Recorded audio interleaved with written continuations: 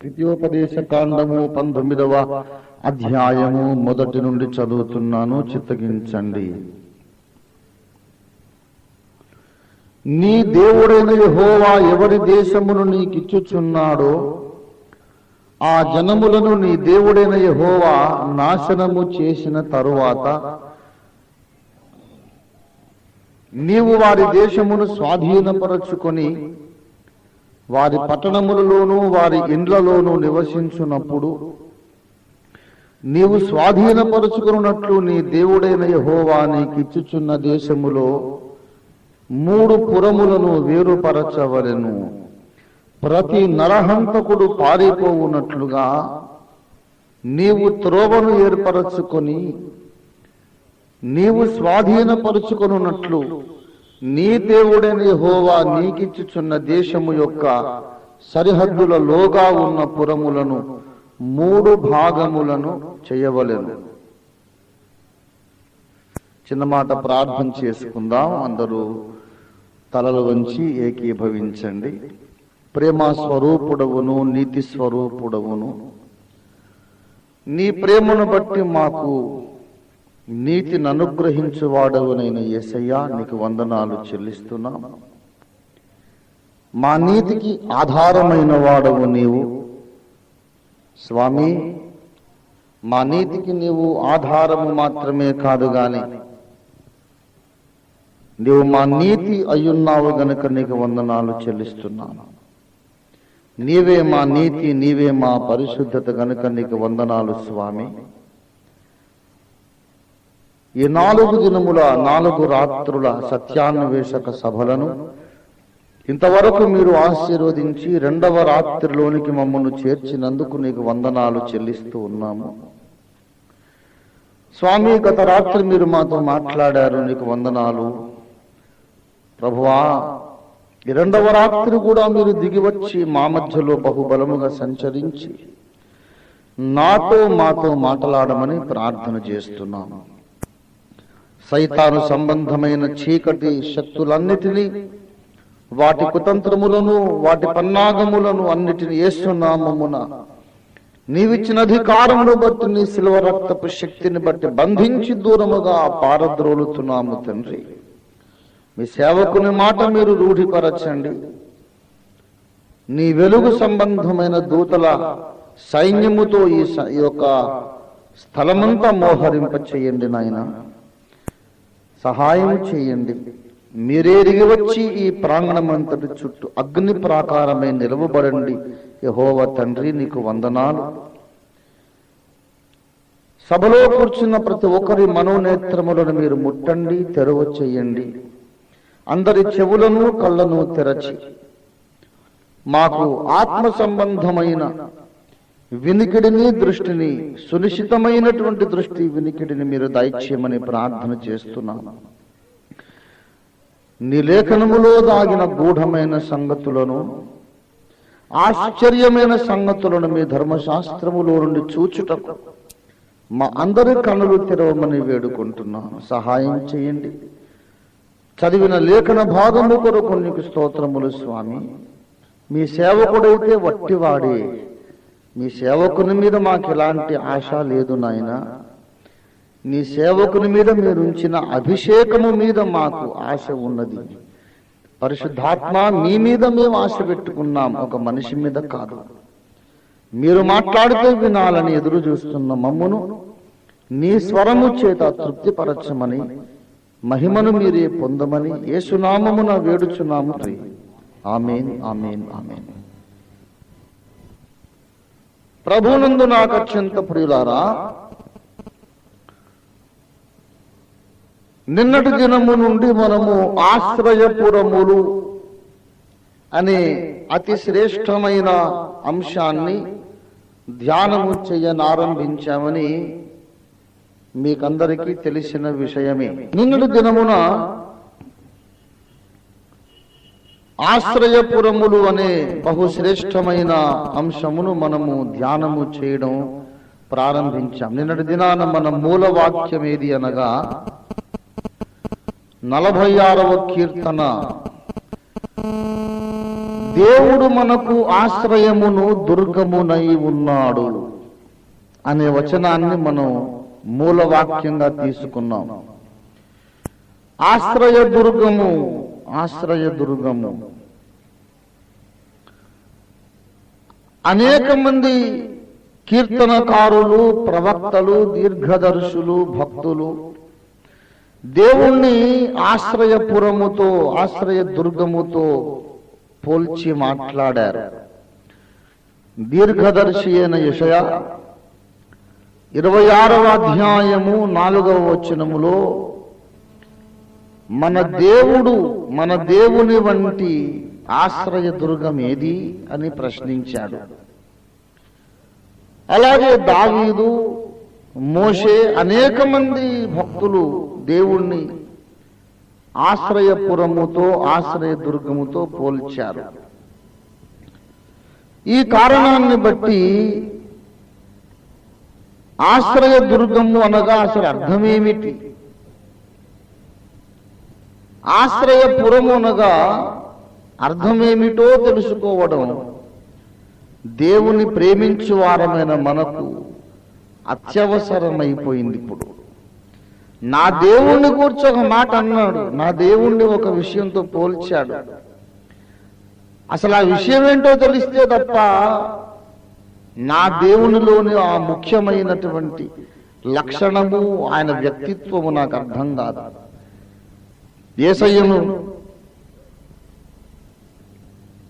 యేసయ్యను గొర్రెపిల్లతో పోల్చారు, అవునా?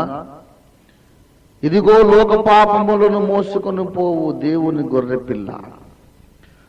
ఆ గొర్రెపిల్ల ఏంటో మనకు అర్థమైతే తప్ప యేసయ్య అంటే ఏమిటో మనకు అర్థం కాదు. అలాగే పక్షిరాజుతో పోల్చారు కనుక పక్షిరాజును గూర్చి ధ్యానం చెయ్యాలి. సింహముతో పోల్చారు, సింహమును గూర్చి ధ్యానం చెయ్యాలి. క్రైస్తవులమైన మనకు ఒక ముఖ్యమైన జీవిత లక్ష్యం ఉన్నది. ఆ లక్ష్యం ఏమనగా మన ప్రభువైన రక్షకుణ్ణి స్పష్టముగా తెలుసుకొనుట. ఇది మన జీవిత లక్ష్యము. కొలస్సీ పత్రిక 2వ అధ్యాయం 2వ వచనము చూడండి దయచేసి. కొలస్సీ పత్రిక 2వ అధ్యాయం 2వ వచనాన్ని మీరు చూసినట్లయితే అక్కడ ఈ మాటను మీరు గమనిస్తారు. దేవుని మర్మమై ఉన్న క్రీస్తును స్పష్టముగా తెలుసుకున్న వారై మీ హృదయములలో మీరు ఆదరణ పొందాలి అంటాడు అపొస్తలుడైన పౌలు. క్రీస్తు ఏమై ఉన్నాడు? క్రీస్తు దేవుని మర్మమై ఉన్నాడు. ఆయన్ని మనం ఏం చేయాలి? స్పష్టముగా తెలుసుకోవాలి. దేవుని మర్మమై ఉన్న క్రీస్తును స్పష్టముగా మీరు తెలుసుకునే వరకు కూడా మీ హృదయాలకు తగిన ఆదరణ దొరకదు. అది అక్కడ ఉన్నటువంటి సత్యం. ప్రభునందు ప్రియులారా, దేవుడు కూడా కోరుచున్నది అదే సుమా. దేవుడు కోరేది కూడా అదే. ఇర్మియా గ్రంథము 9వ అధ్యాయము 23, 24 వచనాలు చూడండి. 9, 23, 24 ఇర్మియా ప్రవచన గ్రంథములో యెహోవా ఇలాగు సెలవిచ్చుచున్నాడు, యెహోవా ఇలాగు సెలవిచ్చుచున్నాడు, జ్ఞాని తన జ్ఞానమును బట్టియు శూరుడు తన శౌర్యమును బట్టియు అతిశయింపకూడదు. ఐశ్వర్యవంతుడు తన ఐశ్వర్యమును బట్టి అతిశయింపకూడదు. అతిశయించువాడు దేనిని బట్టి అతిశయింపవలెననగా భూమి మీద కృప చూపుచు నీతి న్యాయములు జరిగించుచున్న యెహోవాను నేనే అని గ్రహించి నన్ను పరిశీలనగా తెలుసుకొనుటను బట్టియే అతిశయింపవలెను. అట్టి వాటిలో నేను ఆనందించువాడనని యెహోవా సెలవిచ్చుచున్నాడు. అట్టి వాటిలో ఆనందిస్తాను అంటే అర్థం ఏంటి? ఎప్పుడైతే నా ప్రజలు నన్ను పరిశీలనగా తెలుసుకుంటారో అప్పుడు నేను కూడా ఆనందిస్తాను. ఈ విశ్వములో ఎన్నో రహస్యాలు ఉన్నాయి, కానీ దేవుణ్ణి మించిన రహస్యం లేదు, దేవుణ్ణి మించిన మర్మము లేదు. ఎన్నో మర్మములున్నవి, ఎన్నో రహస్యములున్నవి, కానీ దేవుడు అనే మర్మము అన్నిటికంటే గూఢమైనది, జటిలమైనది, ఆశ్చర్యకరమైనది. ప్రభునందు ప్రియులారా, దేవుని మర్మము, దేవుని మర్మము, దేవుడనే మర్మమును మించిన మర్మం ఏదీ లేదు. అంతకంటే మనకు అవసరమైన మర్మము కూడా ఏదీ లేదు. మనం క్యూరియాసిటీని బట్టి మాత్రమే కాదు, కుతూహలాన్ని బట్టి మాత్రమే కాదు, దేవుడు అనే మర్మము మనకు అవసరమైనది. దేవుడు అనే మర్మాన్ని మనం ఎంత తెలుసుకుంటామో మన జీవితానికి అంత సంతృప్తి, అంత ఆనందం, అంత ఆదరణ కలుగుతుంది. క్రీస్తును మీరు స్పష్టముగా తెలుసుకొని, ఏమండి, క్రీస్తును మీరు స్పష్టంగా తెలుసుకొని మీ హృదయాలలో ఆదరణ పొందవలెనని పౌలు రాస్తూ ఉన్నాడు. ఒక విషయం నేను మీకు మనవి చేస్తాను, దేవుణ్ణి తెలుసుకోవడం కోసమే మనం పుట్టామండి. That is the very purpose of our being. దేవుణ్ణి స్పష్టంగా గ్రహించడం కోసమే మనం పుట్టాం. మనం ఎప్పుడు మర్చిపోవద్దు ఈ విషయం. దేవుడు అంతకు ముందు సకల జీవజాలమును సృష్టించాడు. ఎన్నెన్నో రకరకాల ప్రాణికోటిని సృష్టించి, దేవుని బిడ్డలారా, ఆఖరణ మనిషిని సృష్టించాడు. ఎన్నో రకాల ప్రాణులను ఆయన సృష్టించి చిట్ట చివరగా ఆయన మనిషిని సృష్టించాడు. మనిషిని సృష్టించేటప్పుడు ఒక మాట అన్నాడు, ఏంటంటే, మన స్వరూపమందు మన పోలిక చొప్పున మనిషిని సృష్టిద్దాం.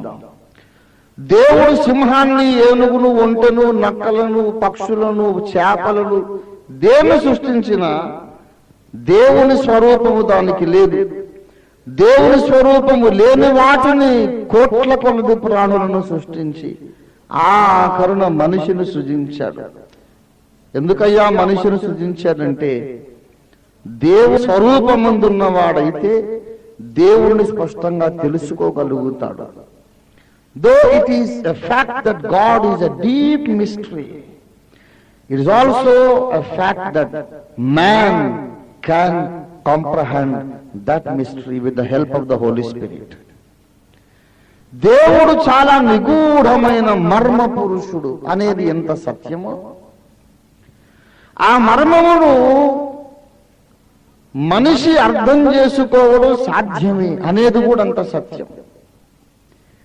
పరిశుద్ధాత్మ సహాయంతో భక్తుడు ఆ మర్మాన్ని అర్థం చేసుకోగలడు. దేవుడనే మర్మము సైంటిస్టుకు అర్థం కాదు. దేవుడనే మర్మము జ్ఞానికి, మేధావికి, పరిశోధకునికి అర్థం కాదు. దేవుడనే మర్మము హేతువాదికి అర్థము కాదు.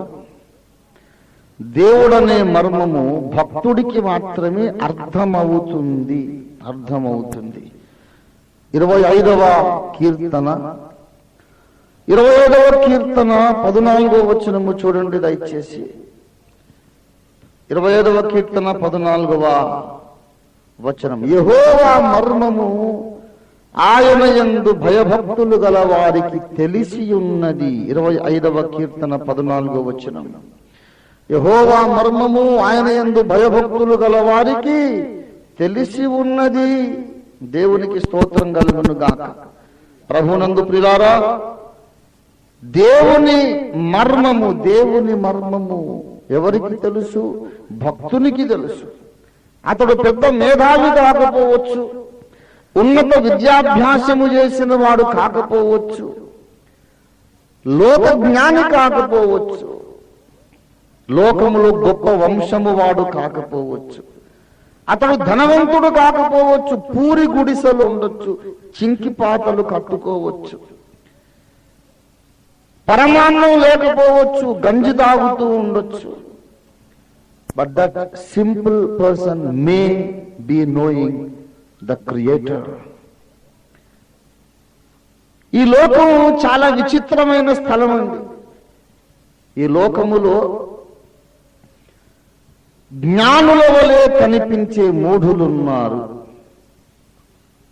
మూఢుని వలె కనిపించే జ్ఞానులున్నారు, ధనికులలాగా కనిపించే బీదలున్నారు, దరిద్రులున్నారు, దరిద్రుని వలె కనిపించే మహాధనవంతులున్నారు. ప్రభునందు ప్రియులారా, లోకము విచిత్రమైన నాటక రంగం. ఈ లోకంలో నీకు కనపడేది ఏది కూడా సత్యం కాదు. చలువరాతి మేడల్లో జీవించే దరిద్రులున్నారు, పూరి గుడిసెల్లో జీవించే భాగ్యవంతులున్నారు. యెహోవా మర్మము ఆయన భక్తులకు తెలుసు. యోబు గ్రంథము 29వ అధ్యాయము చూడండి దయచేసి. 29 పూర్వకాలమున 29వ అధ్యాయం 2వ వచనం నుండి చదువుతున్నాను. 29:2 నుండి చూడండి. పూర్వకాలమున ఉన్నట్లు నేనున్న ఎడల ఎంతో మేలు, దేవుడు నన్ను కాపాడుచుండిన దినముల్లో ఉన్నట్లు నేనున్న ఎడల ఎంతో మేలు. అప్పుడు ఆయన దీపము నా తలకు పైగా ప్రకాశించెను, ఆయన తేజము వలన నేను చీకటిలో తిరుగులాడుచుంటిని. నా పరిపక్వ దినములలో ఉండినట్లు నేనుండిన ఎడల ఎంతో మేలు. అప్పుడు దేవుని రహస్యము నా గుడారమునకు పైగా ఉండెను. The secret of the Lord was with me, it was there upon my tent, my tabernacle. దేవుని రహస్యం. ఈ ప్రపంచంలో ఇప్పుడు ఉన్నాడా, అసలు ఉన్నాడని ఏంటి గ్యారంటీ అనే మనుషులు ఎక్కువైపోతున్నారు. దేవుడు ఉన్నాడా లేదా అని వీళ్ళు కొట్టుమిట్లాడుతుంటే, కొందరు భక్తులట ఉన్నాడని తెలుసుకున్నారు, నిర్ధారణ చేసుకున్నారు, ఆయనతో స్నేహం మొదలు పెట్టారు, క్లోజ్ ఫ్రెండ్స్ అయిపోయారు. ఆయన రహస్యమును కూడా వీళ్ళు గ్రహించేశారు. ఎంత ధన్యులండి ప్రభునందు ప్రియులారా. ఆ దేవుని రహస్యము మనము గ్రహించటం మన జీవిత పరమార్థము. అది ఈ ప్రసంగ ప్రారంభంలో నేను చెబుతున్న మాట. దేవుడు అనే మర్మమును, దేవుడు అనే రహస్యమును స్పష్టముగా గ్రహించుట మన జీవిత గురి. చనిపోక ముందు, కన్ను మూయక ముందు, తుదిశ్వాస పీల్చి విడిచిపెట్టక ముందు, ఈ లోకయాత్ర చాలించి వెళ్ళిపోక ముందు నేను సాధించాల్సింది ఒక్కటే, దేవుని మర్మము స్పష్టంగా తెలుసుకోవాలి. అంతే. అన్నా, రిటైర్మెంట్ దగ్గరికి వచ్చావు, మరి ఏంటి, ఏం సాధించాలనుకుంటున్నావు అని అడిగితే, ఏముంది తమ్ముడు, పిల్లలు పెద్దోళ్ళు అయిపోతున్నారు, వాళ్ళు పెళ్లిళ్ళు చేయాలి, కాస్త పెళ్లి కోసం ఏదైనా కాస్త డిపాజిట్ చేయాలి బ్యాంకులో, ఓ ఇల్లైనా కనీసం సొంత ఇల్లైనా ఉండాలి, ఆఫ్టర్ రిటైర్మెంట్ నేను అద్దెలు ఎక్కడ కట్టుకుంటూ ఉంటాను. ఇలాంటి ఆశలు, కోరికలు సాధారణంగా మనుషులకు ఉంటాయి, తప్పు కాదు. పిల్లలు పెళ్లి చేయాల్సిందే, ఇల్లు కట్టుకోవాల్సిందే. ఈ లోకరీతికి అన్ని మనము కనీసం మినిమం ఎమ్యూనిటీస్ ఉండాల్సిందే మనకు, తప్పు కాదు. కానీ మనం బ్రతుకుతున్నది దీనికోసం కాదు, పిల్లల కోసం కాదు, ఇల్లు కోసం, ఈ లోక సంపదల కోసం కానే కాదు. మన జీవిత ప్రధాన ధ్యేయము దేవుని తెలుసుకొనుట. ఓ కుక్కకు, పిల్లికి దేవుడు అర్థం కాడు, చేపకు అర్థం కాడు, పక్షికి అర్థం కాడు, చీమకు అర్థం కాడు, మనిషికి అర్థమవుతాడు. మనకాయన అర్థం కాదలుచుకున్నాడు గనుకనే, మనకాయన అర్థం కాదలుచుకున్నాడు గనుకనే మనలను ఆయన పోలికలో సృజించాడు. You are an exact replica of God. You are an exact replica of God. దేవుని పోలిక నీవు. గనక నీకు అవకాశం ఉంది. ఊరికి అర్థమైపోడు, చాలా కష్టం, చాలా కష్టం. కానీ నీ మైండ్ ముందు దాని మీద సెటప్ కావాలి. ఇది నా జీవిత ధ్యేయము, ఇంతకంటే నాకు ఇంకొక కోరిక లేదు, నిన్ను గ్రహించుట కంటే నాకు ఇంకో కోరిక లేదు. నీవు నాకు కావాలి, నీవు నాకు అర్థం కావాలి. మైండ్ అక్కడ పెట్టండి, నేను మీకు గ్యారంటీగా రాసిస్తాను. మిగతా సమస్యలన్నీ ఆటోమేటిక్గా పటాపంచలైపోతాయి. మీ మనస్సు ఈ ఉన్నతమైన గురి మీద లగ్నము చేయండి. మీ మనస్సు ఈ ఉన్నతమైన లక్ష్యము మీద లగ్నము చేయండి. ఇక మిగతా సమస్యలు, అనారోగ్యము, అప్పుల బాధ, they will take care of themselves. Automatically they will be solved. ఇది మాత్రం గ్యారంటీ అండి. ఎందుకంటే నేను రాసేటువంటి బోడి నాకన్నా ఎన్నో రెట్లు నమ్మదగిన వాడు యేసయ్య రాసి ఇచ్చేశాడు. ఎప్పుడో ఏమని రాసిచ్చాడండి? నా రాజ్యమును నీతిని వెదకండి, మిగతావన్నీ మీకు అనుగ్రహించబడు. దేవుని స్తోత్రం కలుగును గాక. మన ప్రభువును గ్రహించడానికి మనం ఒక దృష్టాంతమును గూర్చి మనం ఆలోచన చేస్తున్నాం. ఏంటా దృష్టాంతము? ఆశ్రయ దుర్గము. మర్చిపోకండి, ఏంటో చెప్తున్నాడు అనుకోకండి. ఆశ్రయ దుర్గమును గూర్చి ఎందుకు ధ్యానం చేస్తున్నాము అన్న పాయింట్ ఎంతసేపు మాట్లాడారు. ఆశ్రయ దుర్గమును గూర్చి ఎందుకు ధ్యానం చేయాలంటే మన యేసయ్య దానితో పోల్చబడ్డాడు. ఈ పాయింట్ అర్థమైందా? యేసు దీనితో పోల్చబడ్డాడు. దయచేసి యెషయా గ్రంథము 26వ అధ్యాయం 4వ వచనం.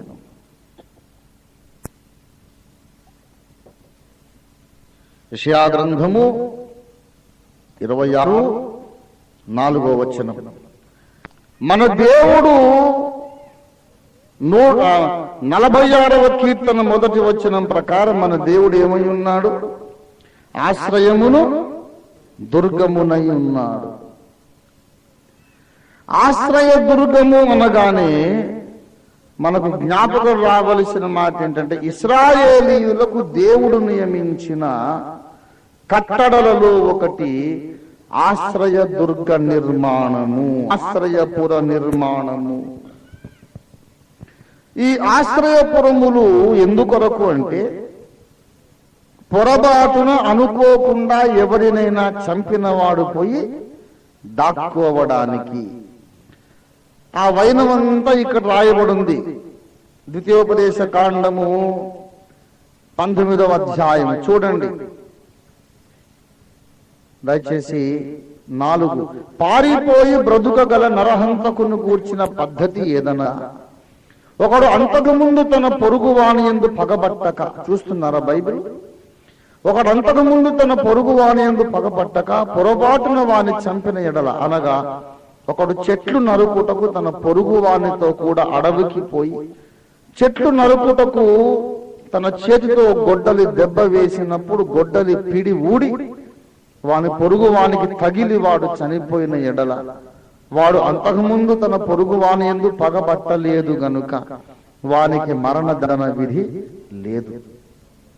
అయితే హత్య విషయంలో ప్రతి హత్య చేయు వాని మనస్సు కోపముతో మండుచుండగా మార్గము దూరమైనందున వాడు నరహంతకుని తరిమి వాని కలుసుకొని వాని చావొట్టక ఉండునట్లు ఆ నరహంతకుడు పారిపోయి ఆ పురములలో ఒకదాని యందు జొచ్చి బ్రతుకును.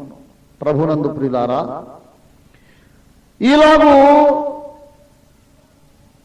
నరహంతకుడు పారిపోయి దాక్కోవడానికి దేవుడు ఒక ఏర్పాటు చేశాడు.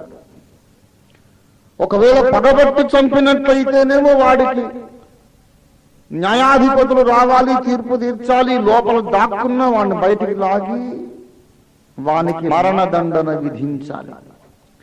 దాన్ని అనుకోకుండా పగబట్టకుండా ఒకని చావుకు వీడు కారణమయ్యాడనుకో, వాడు రక్షించబడడానికి, ప్రతి హత్య చేసే పగ తీర్చుకునే వాళ్ళ నుండి వాడు కాపాడబడడానికి ఒక కోట ఏర్పాటు చేశాడు. ప్రభునందు ప్రియులారా, దేవుడు ఎందుకు ఇలాగూ నియమించాడు అన్న విషయం నిన్న చెప్పాను. ఏంటంటే ప్రతి మానవుడు నరహంతకుడే. మనది నరహంతకుల జాతి, నరహంతకుల జాతి. నేనెవరిని చంపానండి? మనిషిని నేనెప్పుడు చంపాను? మనిషిని చంపేంత గుడ్డలు నాకెక్కడివ్వండి? ఎలకను కూడా చంపలేనండి బలహీనుణ్ణి అని మీరు అనుకోవచ్చు. మనలో చాలా మంది నరహంతకులు కాదు గాని ఎలక హంతకులు, కోడి హంతకులు ఎందరో ఉన్నారు. నరహత్య మనం ఎప్పుడు చేశాము అంటే బైబిల్ సెలవిస్తున్నది, ఈ విశ్వములోకెల్లా నీతిమంతుడు, ఈ విశ్వంలోకెల్లా నీతిమంతుడైన వ్యక్తి మరణానికి మనమందరము కారకులమే. అపోస్తలుల కార్యాలు 2వ అధ్యాయం 36వ వచనంలో పేతురు భక్తుడు అనేక దేశముల నుండి తరలి వచ్చిన భక్తిగల యూదులతో ఈ మాట అంటున్నాడు. పెంతెకోస్తు పండగ దినాన ఆకాశము క్రింద ఉన్న సకల జనములలో నుండి యెరూషలేముకు తరలి వచ్చినటువంటి భక్తిగల యూదులు ఉన్నారు. వాళ్లతో మాట్లాడుతున్నాడు పేతురు. మీరు సిలువ వేసిన ఈ యేసునే దేవుడు ప్రభువుగాను క్రీస్తుగాను నియమించారు. మీరు సిలువ వేశారు. ఈ విషయాలన్నీ నిన్నటి ప్రసంగపు పునశ్చరణం. ఈ గ్రహింపును బట్టి సిలువలో బలి అయిన దేవుని గొర్రెపిల్ల అనే పాటలో భక్తుడు రాశాడు కదా, ఆనాటి యూదులే నిన్ను చంపిననుకుంటి, కాదు కాదయ్యయ్యో నా పాప రుణమునకే. యేసు మరణానికి నేనే కారణం. ప్రపంచములోని మనుషులందరూ మంచి వాళ్ళై అందరూ పరలోకానికి వెళుతున్నా నేనొక్కడనే పాపాత్మున్నైనా నా ఒక్కడు కొరకు యేసు శిలువ మీద వ్రేలాడి మరణించేవాడే. Each and every one of us is responsible for the death of Christ on the cross. మనమందరమును బాధ్యులము. గనుక ప్రియులారా, తెలిసో తెలియకో మనము నీతిమంతుని హత్యకు కారణమయ్యాం. అయ్యా, నేను చెయ్యని నేరాన్ని నాకు తెలియకుండా జరిగిపోయిన దాన్ని నా మీద మోపుతున్నావు, ఇది భావ్యము కాదు అని మీరు అనొచ్చు. బాబు, అవును, నీకు తెలియకుండానే జరిగింది ఇది. అందుచేత నీవు పారిపోవడానికి ఒక పురమును ఆయన నిర్ణయించాడు. నీవు పారిపోవాలి. ఆశ్రయపురము లోపల జొచ్చి తలదాచుకొని నీవు ప్రతిదండన తప్పించుకోవచ్చు. ఆ ఆశ్రయపురం ఎవరయ్యా అంటే క్రీస్తు ప్రభువే. నీవు చంపిన నీతిమంతుడు క్రీస్తే, నీకు ఆశ్రయించే పట్టణము క్రీస్తే, ఆశ్రయపురములో ఉన్న యాజకుడు కూడా క్రీస్తే. నిన్నటి ప్రసంగం వినకపోతే ఈ పాయింట్లు మీకు సరిగ్గా అర్థం కావు. నిన్న విన్న వాళ్లకు ఇంకా బాగా అర్థమవుతాయి. ఇప్పుడు చెబుతున్న విషయాలు రేపు కొత్తగా వచ్చే వాళ్ళకి అసలే అర్థం కావు. ఆఖరి కూటానికి వచ్చిన వాళ్ళకి అసలు ఏమి అర్థం కాదు. అందరికంటే ధన్యులు వాళ్లే. మంచిది ప్రియులారా, ఈ సంగతులు ధ్యానం చేస్తూ ఇక్కడ మనం చూద్దాం దయచేసి. ఆశ్రయపురం అనగా ఏమిటో నేను చెప్పాను. ఏంటంటే ఆశ్రయపురము లోపల ఉన్న వానికి మరణదండన విధి లేదు. ఆశ్రయపురము లోపల ఉన్న వానికి శిక్షా విధి లేదు. రోమా 8:1 ప్రకారము, ఏమండి, రోమా 8:1 ప్రకారము, కాగా ఇప్పుడు క్రీస్తునందున్న వానికి ఏ శిక్షా విధియు లేదు. మంచిది. ఆశ్రయపురము అనగా క్రీస్తు అని చెప్పుకున్నాం. ఇప్పుడు చూద్దాం. ద్వితీయోపదేశ కాండము 19వ అధ్యాయము 2వ వచనములో ఆశ్రయపురములు 3 అని చెప్పాడు. ఇక్కడ ఈ అంశంలోకి వద్దాం. ఈనాటి అంశం ప్రారంభిస్తున్నాను. బహుపరాక్, పహరా, హుషార్. అందరూ చాలా జాగ్రత్తగా ఉండండి. ఆశ్రయపురములు మూడింటిని నిర్ణయించుకోవాలి అన్నాడు. బాగా గమనించాలండోయ్. ఆశ్రయపురములు ఎన్ని ఉండాలి? ఎందుకు 3 ఉండాలి? ఒక్కటి సరిపోదా అనేది ఒక ప్రశ్న. ఆశ్రయపురములు 3 అని మాత్రమే గాక అసలు ఈ 3 కలిసి ఒక ఆశ్రయపురమే అన్నట్టు చెబుతాడు. 19:2 చూడండి.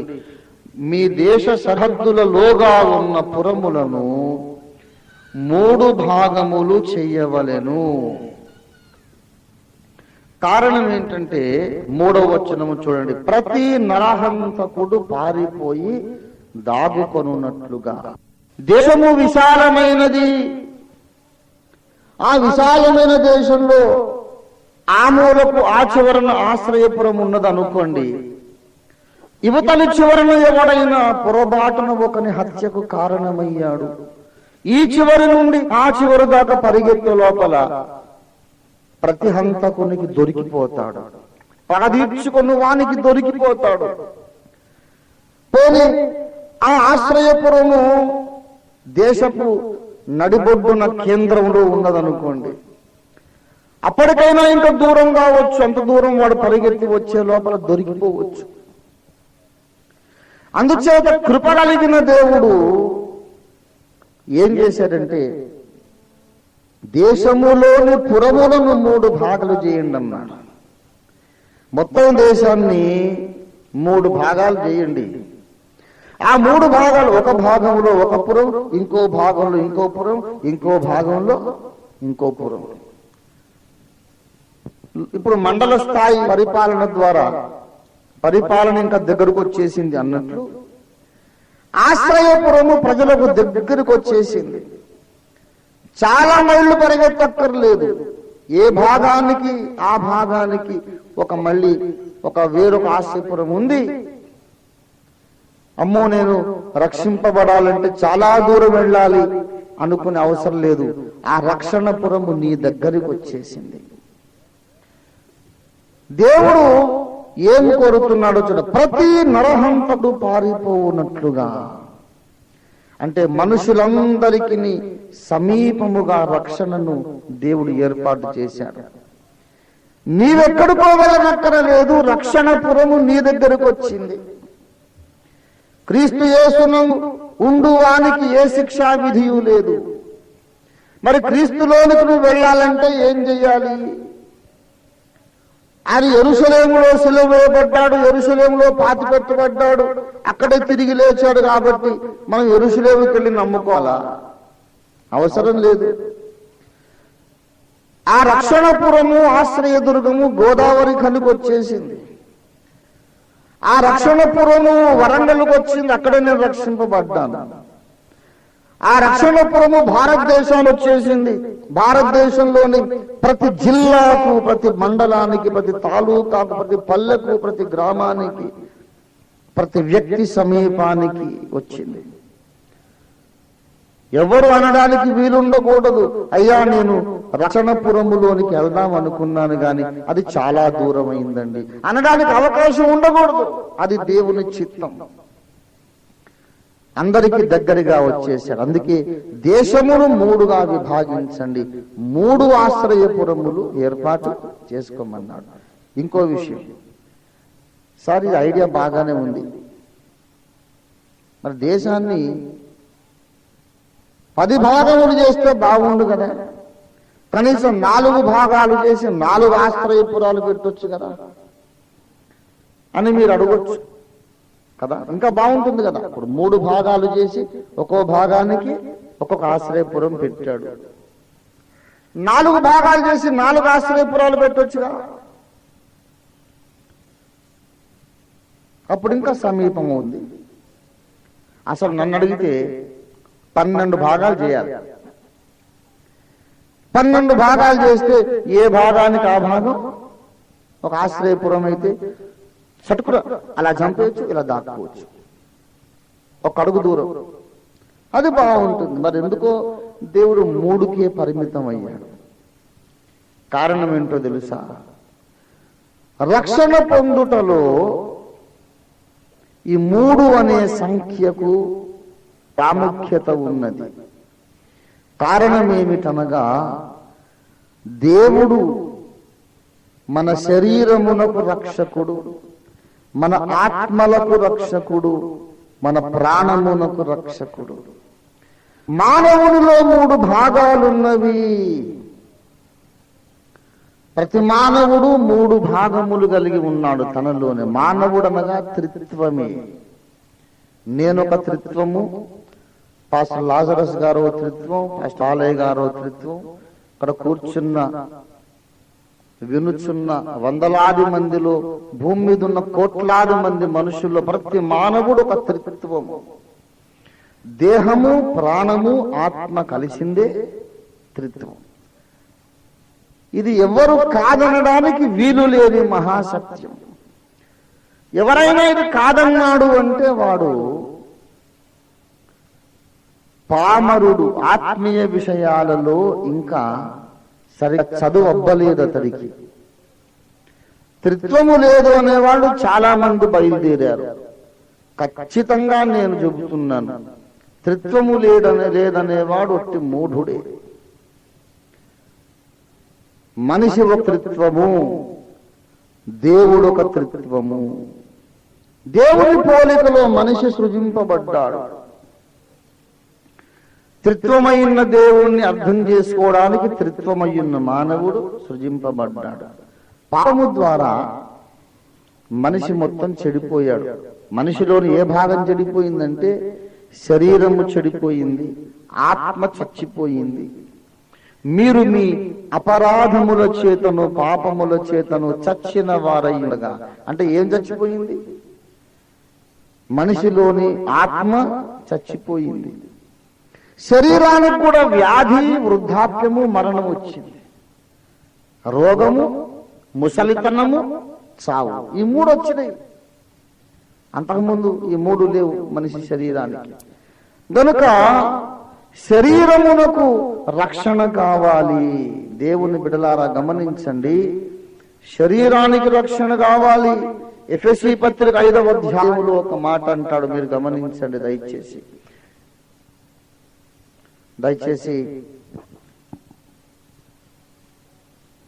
ఎఫెసీ పత్రిక 5వ అధ్యాయము 29వ వచనం చూడండి. శరీరమును ద్వేషించిన వాడెవడును లేడు. దయచేసి 23వ వచనం కూడా చదవండి. క్రీస్తు సంఘమునకు శిరస్సయ్యున్నలాగున పురుషుడు భార్యకు శిరస్సయ్యున్నాడు. క్రీస్తే శరీరమునకు రక్షకుడై ఉన్నాడు. క్రీస్తు ఏ శరీరమునకు రక్షకుడై ఉన్నాడు? ఏమండి? సంఘమును శరీరమునకు రక్షకుడు. అంతేకాదు మనము దాల్చిన ఈ శరీరానికి కూడా ఆయనే రక్షకుడు. యేసు ప్రభువు వారు మనం నరకానికి వెళ్ళకుండా మనల్ని కాపాడడానికి వచ్చాడు. అలాంటి వాడు స్వస్థపరుస్తూ ఎందుకు సంచారం చేసి, మరి స్వస్థతలు ఎందుకు? యేసు దేహమునకు కూడా రక్షకుడు. ఆయన మన శరీరాన్ని రక్షిస్తున్నాడు, ఆత్మను రక్షిస్తున్నాడు, ప్రాణమును కూడా రక్షిస్తున్నాడు. అసలు రక్షణ కార్యము 3 ఏరియాలో జరుగుతుందండి. అందుకే మానవుని 3 కుంచముల పిండి అన్నారు. మత్తయి సువార్త 13వ అధ్యాయం, మత్తయి సువార్త 13వ అధ్యాయం 33వ వచనం చూడండి. ఆయన మరి ఉపమానము వారితో చెప్పెను, పరలోక రాజ్యము ఒక స్త్రీ తీసుకొని పిండి అంతయు పులిసి పొంగు వరకు 3 కుంచముల పిండిలో దాచిపెట్టిన పుల్లని పిండిని పోలి ఉన్నది. ఒక అమ్మాయట, ఒక స్త్రీ ఆ పులిపిండి తీసుకొచ్చిందట. 3 కుంచముల పిండికి ఒక మూలకు అంటించిందట. ఈ లోపల ఈ పులుపంతా రాత్రి తెల్లవారేసరికి పులుపు వ్యాపించి వ్యాపించి వ్యాపించి 3 కుంచాల పిండి అంతా పులిసిందంట, పొంగిందంట. అలా పరలోక రాజ్యం అంటున్నాడు యేసయ్య. ఒక స్త్రీ పిండి ముద్దంతా పిసికి దానికి ప్రక్కన అంటించిందట పుల్లని పిండి. అది వ్యాపిస్తుంది. అది ఎలా వ్యాపిస్తుందో దేవుని రాజ్యం అలాగే వ్యాపిస్తుంది. అవును, ఆ స్త్రీ 2 కొంచెముల పిండిని ఎందుకు పిసికి 2 కొంచాల పిండిని ఎందుకు చేయలేదు అంటే వాళ్ళ ఇంట్లో వాళ్ళకి చాలదండి. 4 కొంచాల పిండి ఎందుకు కాదు, 3 కొంచెముల పిండి మాత్రమే అని ఎందుకన్నాడు యేసయ్య? మనిషికి అంటించబడినటువంటి ఆ కొంచెము పులిపిండి పరిశుద్ధాత్మ శక్తి అన్నమాట. పెంతెకోస్తు పండుగ దినాన దేవునికి పెంతెకోస్తు పండుగ దినాన దేవునికి అర్పించాల్సిన రొట్టెలు పులిసిన పిండితోనే చెయ్యాలి అన్నాడు. లేవియా కాండము 23వ అధ్యాయము 15వ వచనము నుండి 21 వరకు రాయబడిన లేఖన భాగములో పెంతెకోస్తు పండుగను ఏ రీతిగా ఆచరించాలో చెప్పాడు. లేవియా కాండం 23:15 నుండి 21 దాకా ఉన్న లేఖన భాగం ఇంటికెళ్ళి చదువుకోండి. ప్రస్తుతానికి సందర్భోచితమైన భాగం నేను చదువుతాను. లేవియా కాండం 23వ అధ్యాయము 17. మీరు మీ నివాసములలో నుండి తూములో 2/10 వంతుల పిండి గల 2 రొట్టెలను అల్లాడించు అనగా తేవలెను. వాటిని గోధుమ పిండితో చేసి పులియబెట్టి కాల్చవలెను. దాన్ని ఏం చేయాలంట? పులియబెట్టి కాల్చాలి. ఇది పెంతెకోస్తు పండగ, 70వ దినపు పండగ. ఇది వారముల పండగ. ఈ వారముల పండగ పెంతెకోస్తు పండగ వచ్చినప్పుడే ఏం జరిగింది? 120 మంది శిష్యులు మేడగదిలో ప్రార్థన చేస్తూ కనిపెట్టుచుండగా అపొస్తలుల కార్యాలు 2వ అధ్యాయం ప్రకారం ఏం చరిత్ర జరిగిందండి? వేగముగా వీచు బలమైన గాలి వంటి ఒక ధ్వని వారు కూర్చున్న ఇల్లంతా నిండగా వారందరూ పరిశుద్ధాత్మతో నిండిన వారైరి. పరిశుద్ధాత్మ దేవుడు దిగి వచ్చిన దినం పెంతెకోస్తు పండగ దినం. కనుక పెంతెకోస్తు పండగ నాడు పాత నిబంధనలో ఏం చేయమన్నాడు ఆయన? రొట్టెలు పులియబెట్టి కాల్చాలి. కనుక పులుపు అనేది ఒక రీతిగా పరిశుద్ధాత్మకు సూచన. వేరొక సందర్భంలో పులుపనగా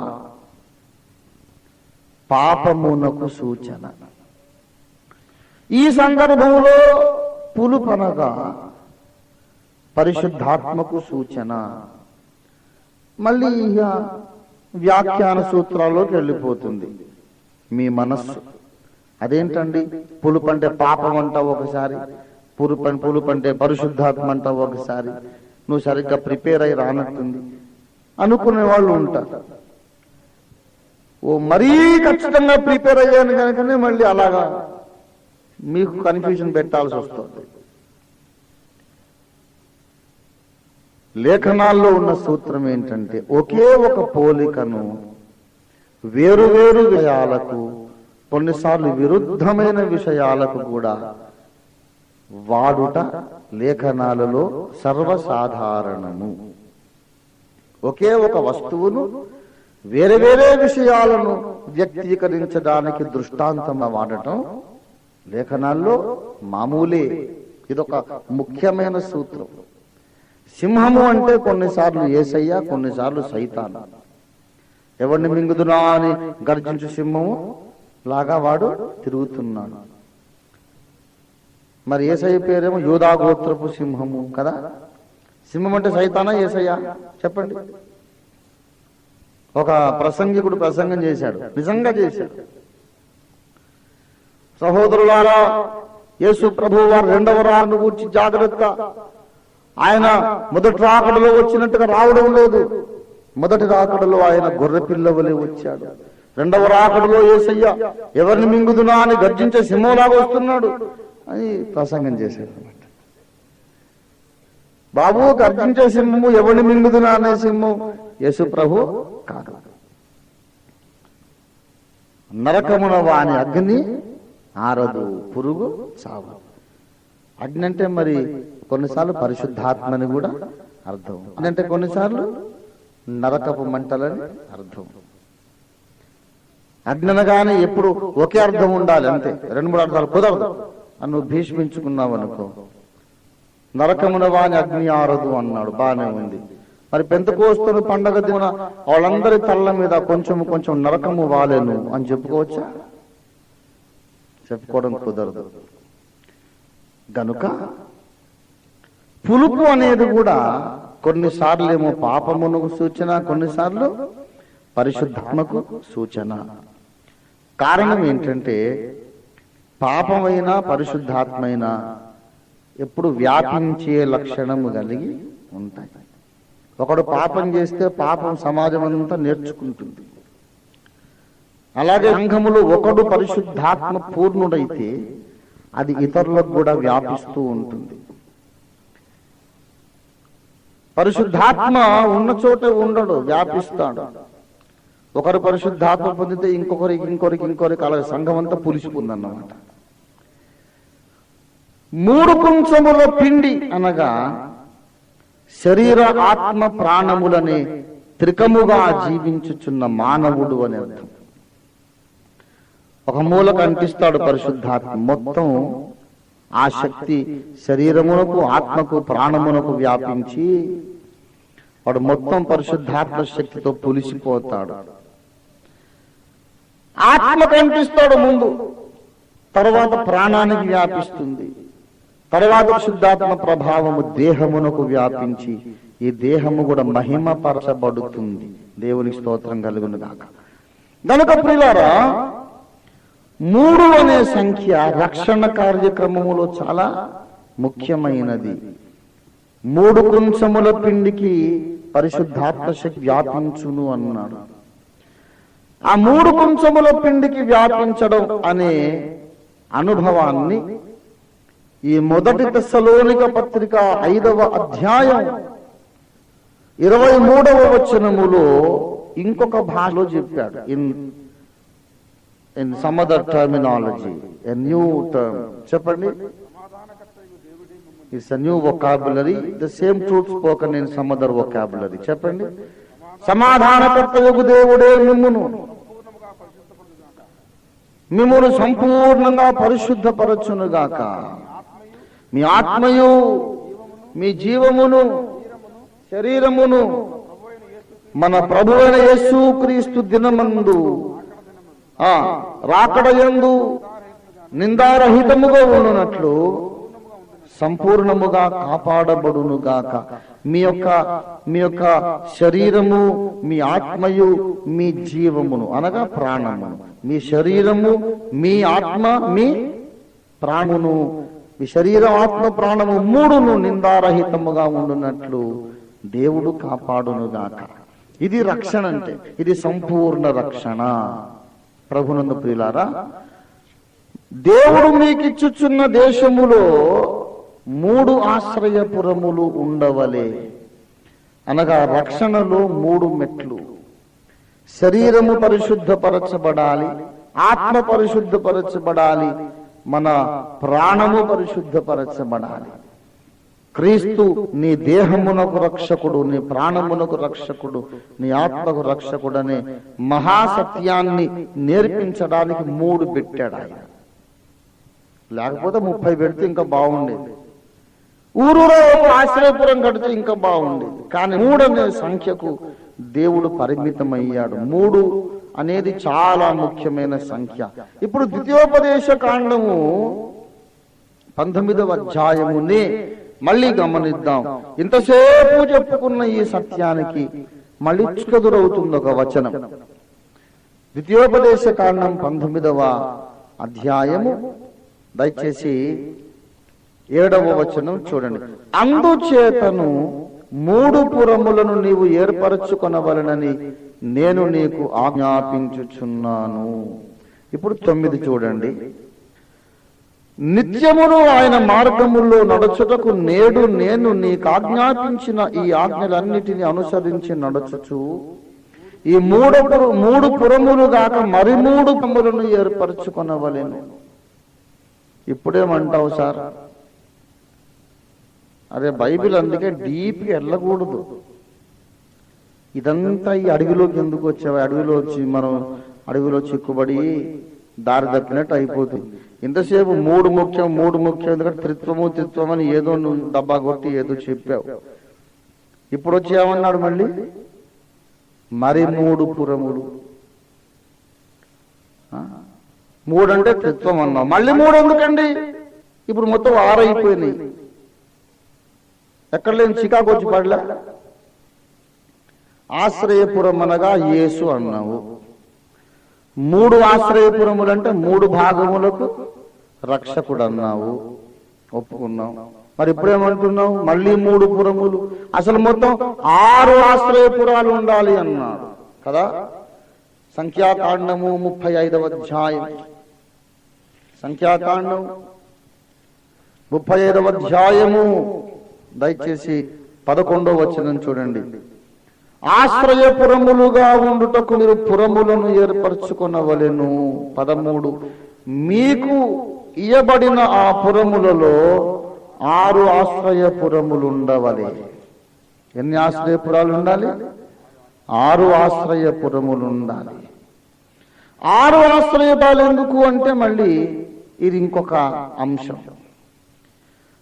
6 అనేది మానవుని సంఖ్య.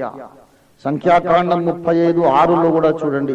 మరియు మీరు లేవీయులకిచ్చు పురములలో 6 ఆశ్రయపురములు ఉండలేను.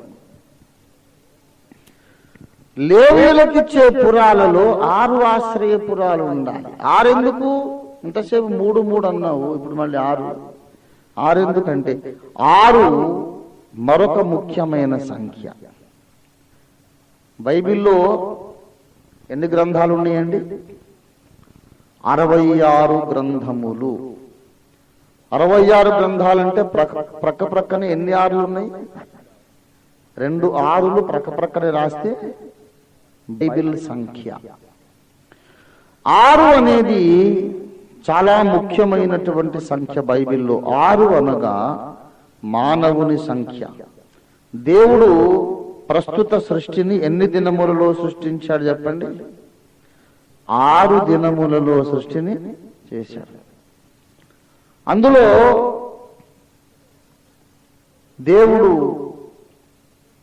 సూర్య చంద్ర నక్షత్రాలను ఎన్నో దినము సృష్టించాడు? 4వ దినము. చేపలను పక్షులను ఎన్నో దినము సృష్టించాడు? ఏమండి? 5వ దినం సృష్టించాడు. జంతువులను ఎన్నో దినం సృష్టించాడు? 6వ దినం సృష్టించాడు. మానవులను ఎన్నో దినం సృష్టించాడు? కనీసం బైబిల్ అన్న చూడటం లేదు, చెప్దామని. సూర్యచంద్రాదులను 4వ దినం సృష్టించాడు. చేలను పక్షులను 5వ దినం సృష్టించాడు. జంతువులను 6వ దినము సృష్టించాడు.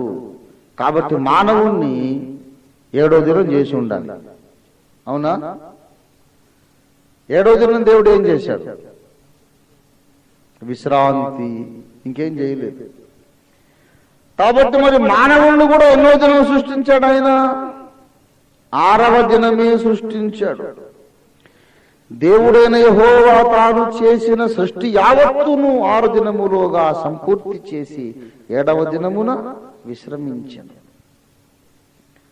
6వ దినమున మనిషిని సృజించాడు గనక 6 మానవుని యొక్క సంఖ్య. మరొక విషయం ఏంటంటే 7 అనేది దేవుని సంఖ్య. 7 అనేది దేవుని సంఖ్య. మానవుడట దేవుని కంటే కొంచెము తక్కువట. 8వ కీర్తన 4వ వచనం చూడండి దయచేసి. 8వ కీర్తన 4వ వచనం. నీవు మనుష్యుని జ్ఞాపకము చేసుకొనుటకు వాడే పాటివాడు, నీవు నరపుత్రుని దర్శించుటకు వాడే పాటివాడు. దేవుని కంటే వానిని కొంచెము తక్కువనిగా చేసి ఉన్నావు. దేవుని కంటే కొంచెము తక్కువ. పరిశుద్ధ గ్రంథములో 7 అనే సంఖ్య దేనికి సూచన? పరిపూర్ణతకు, సంపూర్ణతకు సూచన. దేవుడు సంపూర్ణుడా అసంపూర్ణుడా? దేవుడు సంపూర్ణుడు. కనుక దేవునికి ఏ సంఖ్య మనము దేవునికి ఏ సంఖ్యను ఆపాదించవచ్చు? సంపూర్ణతకు అనుబంధమైన సంఖ్య 7. దేవుని సంఖ్య 7. దేవుని సంఖ్య 7 గనుక 7 కంటే కొంచెం తక్కువ చెప్పండి. 7 కంటే కొంచెం తక్కువ ఏంటి? 6:30 అనకండి. ఈ అరలు ముఠవులు పావులు కాదు, ఒక యూనిట్, ఒక సంఖ్య ఒకటిగానే మనం పరిగణిస్తే 7 కంటే కొంచెం తక్కువ 6. కనుక 7 దేవుని సంఖ్య కనుక 6 మానవుని సంఖ్య. అందుకే 6వ దినము మనిషిని దేవుడు సృజించాడు. ఈ కారణాన్ని బట్టి బైబిలు గ్రంథములో ఉన్నాయి పుస్తకాలు 66 కాదు, 66 మీరు పెట్టుకున్నారు ప్రొటెస్టెంట్లు, మరి రోమన్ కాథలిక్ బైబిల్ ఇంకోళ్ళు ఉన్నాయి అని ఎవరైనా అడగొచ్చు. అయితే అందరూ తెలుసుకోవలసిన విషయం ఏంటంటే, రోమన్ కథోలిక్ సోదరులు కొన్ని ఎక్స్ట్రా పుస్తకాలు పెట్టుకుని వాటికి వాళ్లే ఒక పేరు పెట్టారు. వాటిని అపోక్రిఫా అన్నారు. అపోక్రిఫా అంటే అప్రామాణిక గ్రంథములు, ప్రామాణికము కాని గ్రంథాలని వాటికి పేరు. వాళ్ళు కూడా ఒప్పుకున్నారు 66 పుస్తకాలే ప్రామాణికములు, మిగతావి ప్రామాణికం కాదు. అయినా ఉండని, అవి మనం కరుస్తున్నాయి, ఆ బైబిల్లో ఉంటే నష్టమేంటి, ఉండని రాదు, అందులో కూడా కాస్తంత నీతి బోధ ఉంది అని ఉండనిచ్చారు. ప్రొటెస్టాంట్స్ అండ్ క్యాథలిక్స్ ఇరు వర్గాల ప్రజలు ముక్త కంఠముతో ఒప్పుకునేది ఏంటంటే ప్రామాణిక గ్రంథాలు 66. అందుచేత ఎవరూ పొరపాటు చేయకండి, పొరపాటు అభిప్రాయాలకు తావికండి. బైబిల్ అంటే 77 కాదు, 66 గ్రంథాలే. 66 గ్రంథాలేనండి. బైబిల్లో 66 గ్రంథాలు మాత్రమే దేవుడు నియమించాడు. ఎందుకు అంటే 6 బైబిల్ అంతా, బైబిల్లోని సారాంశమంతా 2 6ల కథ. బైబిల్ సారాంశమంతా చెప్పండి ఒక్క ముక్కలో అంటే 2 6ల కథ. ఒక 6 ఏమో ఆదాము, ఇంకొక 6 ఇంకో ఆదాము. ఒక 6 మొదటి ఆదాము, ఇంకొక 6 కడపటి ఆదాము. ఈ 2 6ల కథే బైబిల్ సారాంశము. ఒక 6 భూమి మీదకి వచ్చి పాపము చేసి దేవుని మహిమను పోగొట్టుకున్నాడు. దీన్ని సరిదిద్దడానికి ఇంకొక 6 వచ్చాడు. యేసయ్యకున్న బిరుదు ఏంటి? కడపటి ఆదాము. హవ్వమ్మ భర్త, తొలి మానవుడు, మట్టి ముద్దలో నుండి చేయబడినవాడు, అతడి పేరు ఆదామే. మరియమ్మ కుమారుడు, కన్యకుమారుడి పేరు కూడా ఇంకొక ఆదామే. ఒక ఆదాము పాపము చేసి తన మహిమను పోగొట్టుకున్నాడు. ఇంకొక ఆదాము వచ్చి ఆయన యజ్ఞమై మరణించి తిరిగి లేచి పోగొట్టుకున్న మహిమను మళ్ళీ ఆదాము జాతికి సమకూర్చాడు, రెస్టోర్ చేశాడు.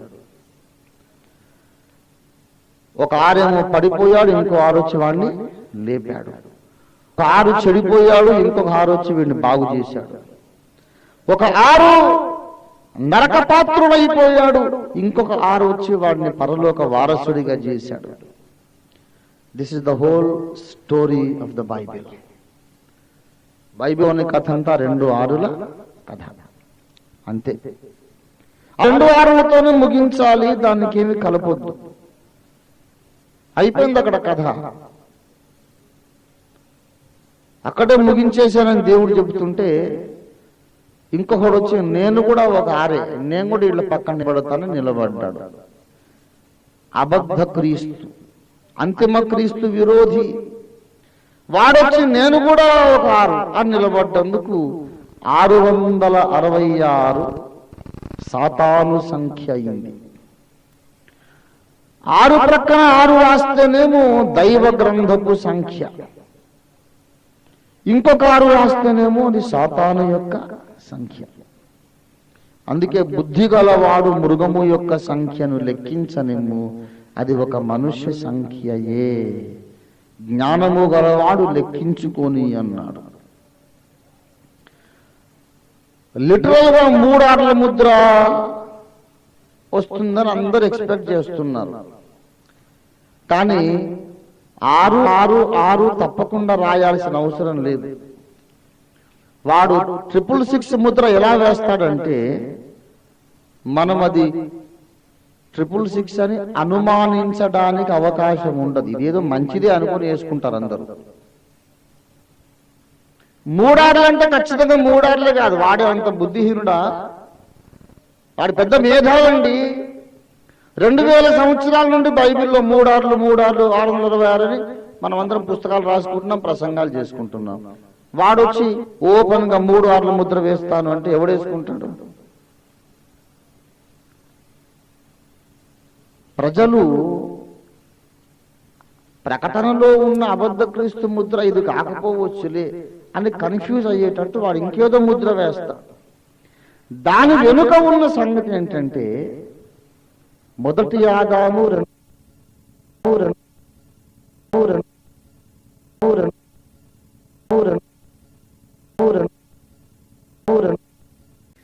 దాని వెనుక ఉన్న సంగతి ఏంటంటే మొదటి ఆదాము రెండవ ఆదాము క్రీస్తుతో పాటు నేను సమానుడను అని వాడు పక్కన వచ్చి నిలబడతాడు.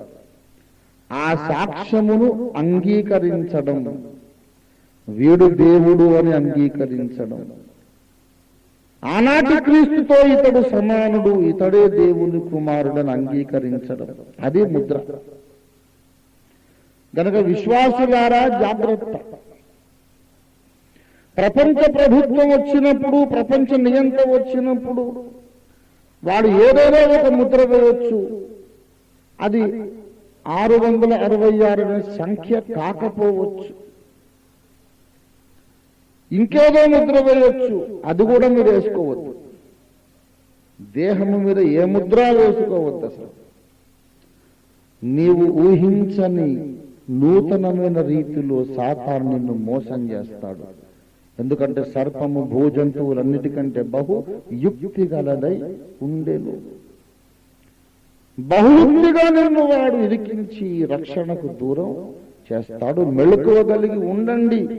ఆ అంశం అలా పక్కన పెడదాం. 6 పురములు అనగా నరావతారమెత్తిన క్రీస్తు అని అర్థం. ఆశ్రయపురం అనగా క్రీస్తు. 6 అనే సంఖ్య దేనికి సూచన?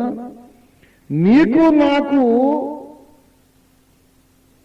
రక్షకుడుగా ఉండుటకు ఆయన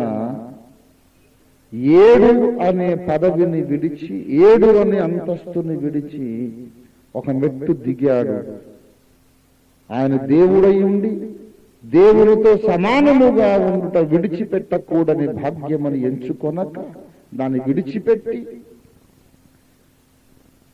తన్ను తాను రిక్తునిగా ఖాళీ పాత్రగా చేసుకొని ఆకారమందు మనుష్యుడుగా కనబడ్డాడు. రక్షకుడు 7లో ఉంటే రక్షకుడు కాదు, 6లోకి వచ్చేటప్పుడే రక్షకుడు అయ్యాడు. యేసుక్రీస్తు సంఖ్య 6 7 కాదు.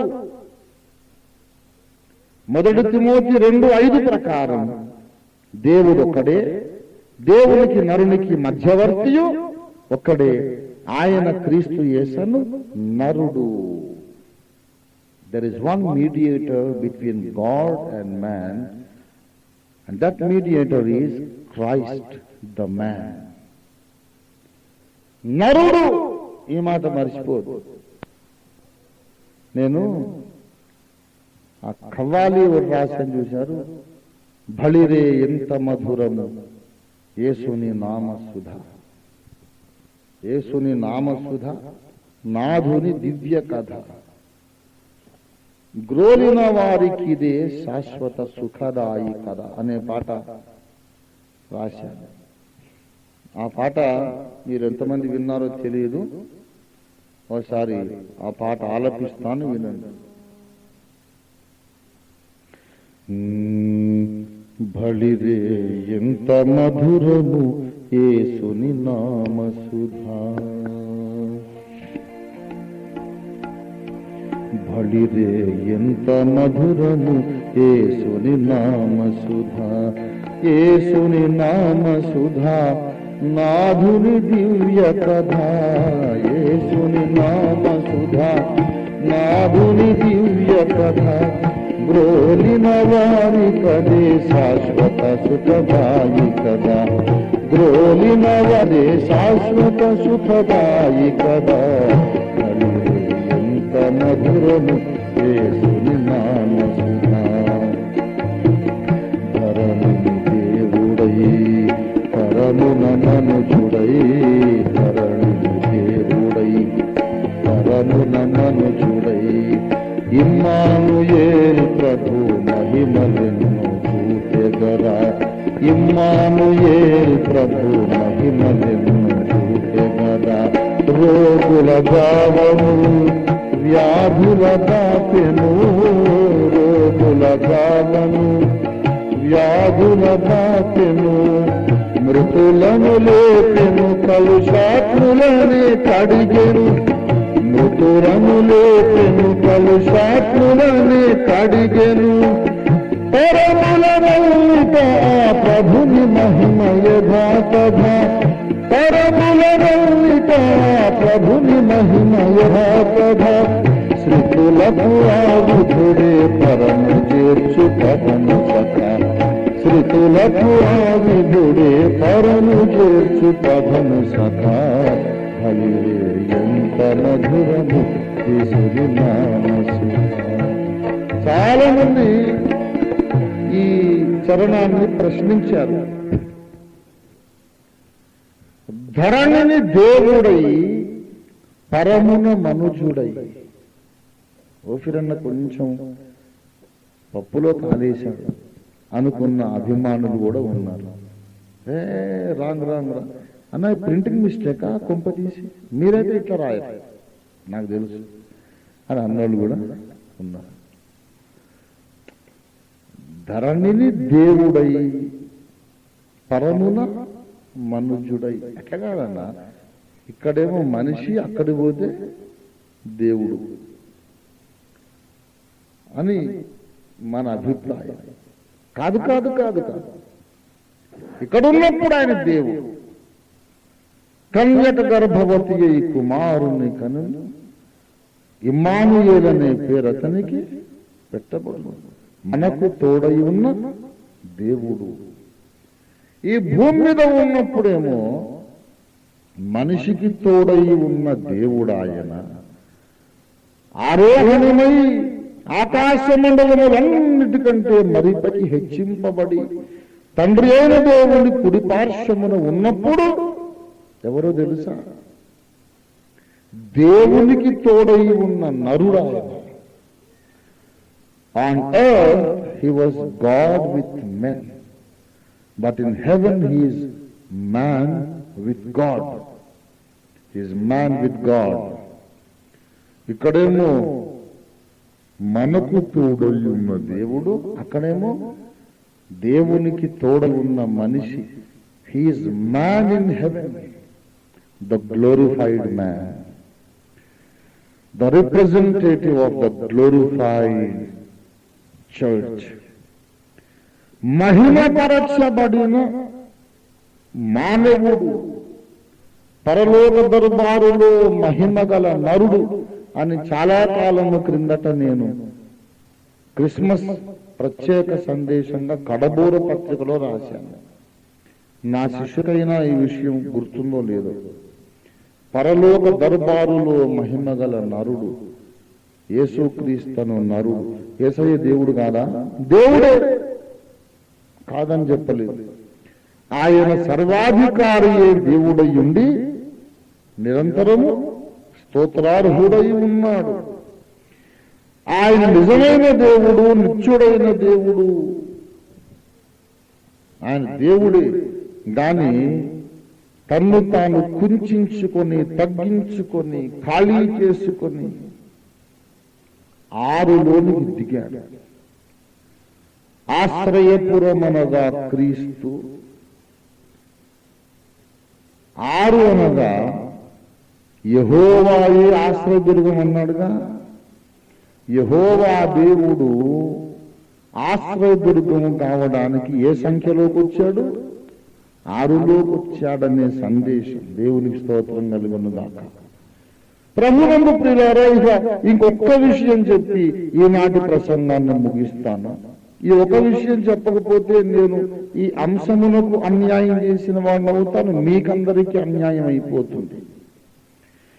మొదట 3 అన్నాను, తర్వాత ఇప్పుడు 6 అన్నాను. కొంపతీసి 9 అంటావేంట్రా బాబు అని భయపడకండి, సంఖ్యను పెంచను గాని ఈ 6 ఆశ్రయపురాలలో ఇంకొక మర్మం ఉంది. 6 ఎందుకు పెట్టాడు అంటే, సంఖ్యాకాండము 35వ అధ్యాయానికి ఇప్పుడు రండి, 14వ వచనం. వాటిలో యోర్దాను ఇద్దరిని 3 పురములను ఇయ్యవలను, కనాను దేశములో 3 పురములను ఇయ్యవలను, అవి మీకు ఆశ్రయపురములుగా ఉండును.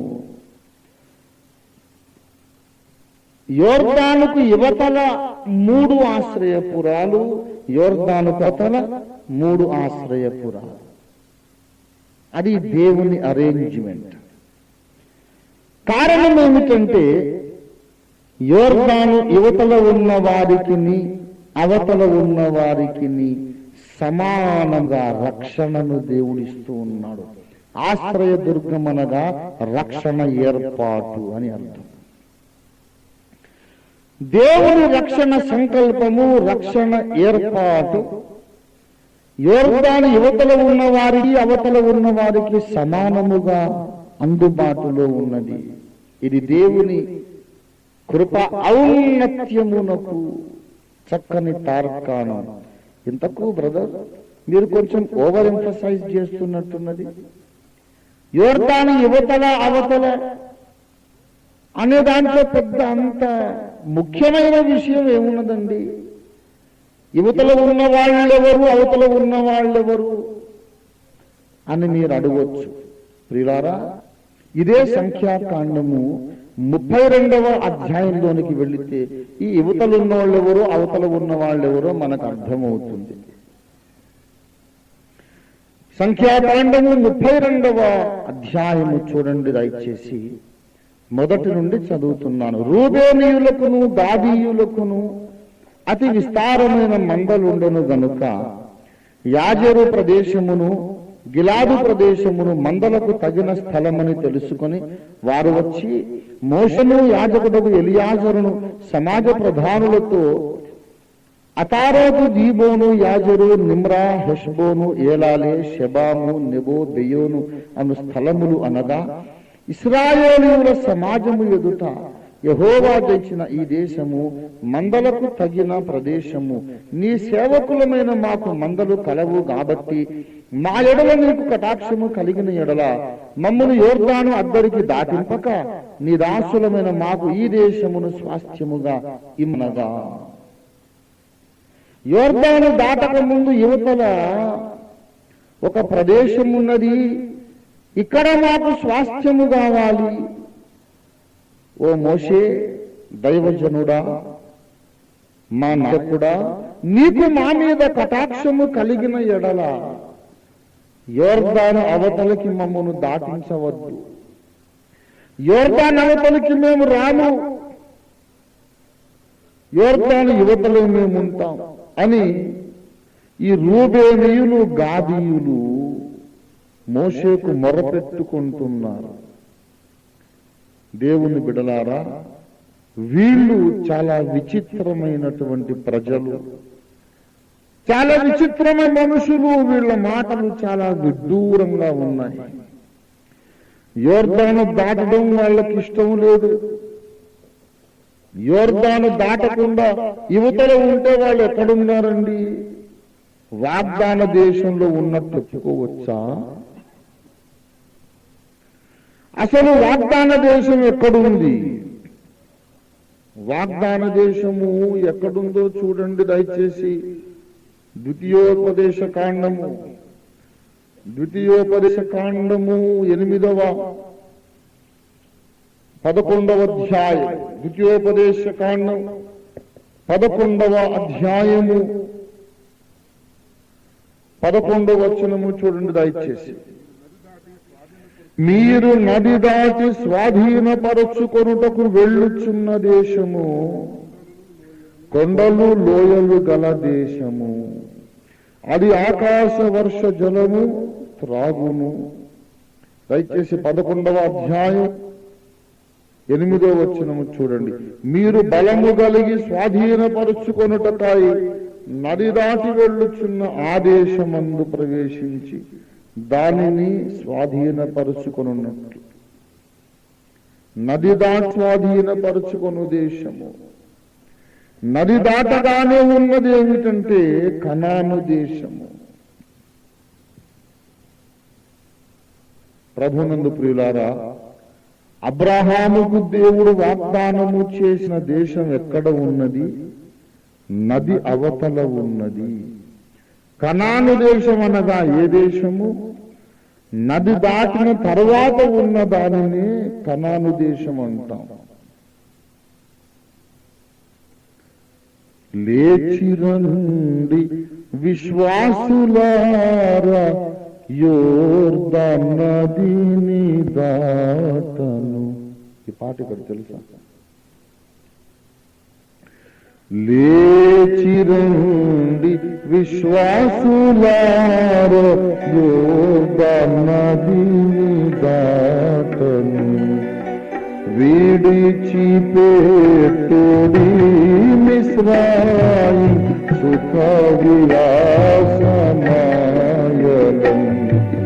లేచిరండి విశ్వాసులారా, యోర్దాను నదిని దాటను. విడిచిపెట్టుడి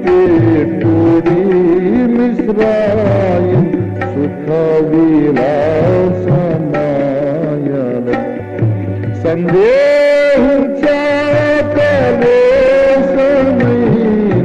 యేసుని రక్షణను.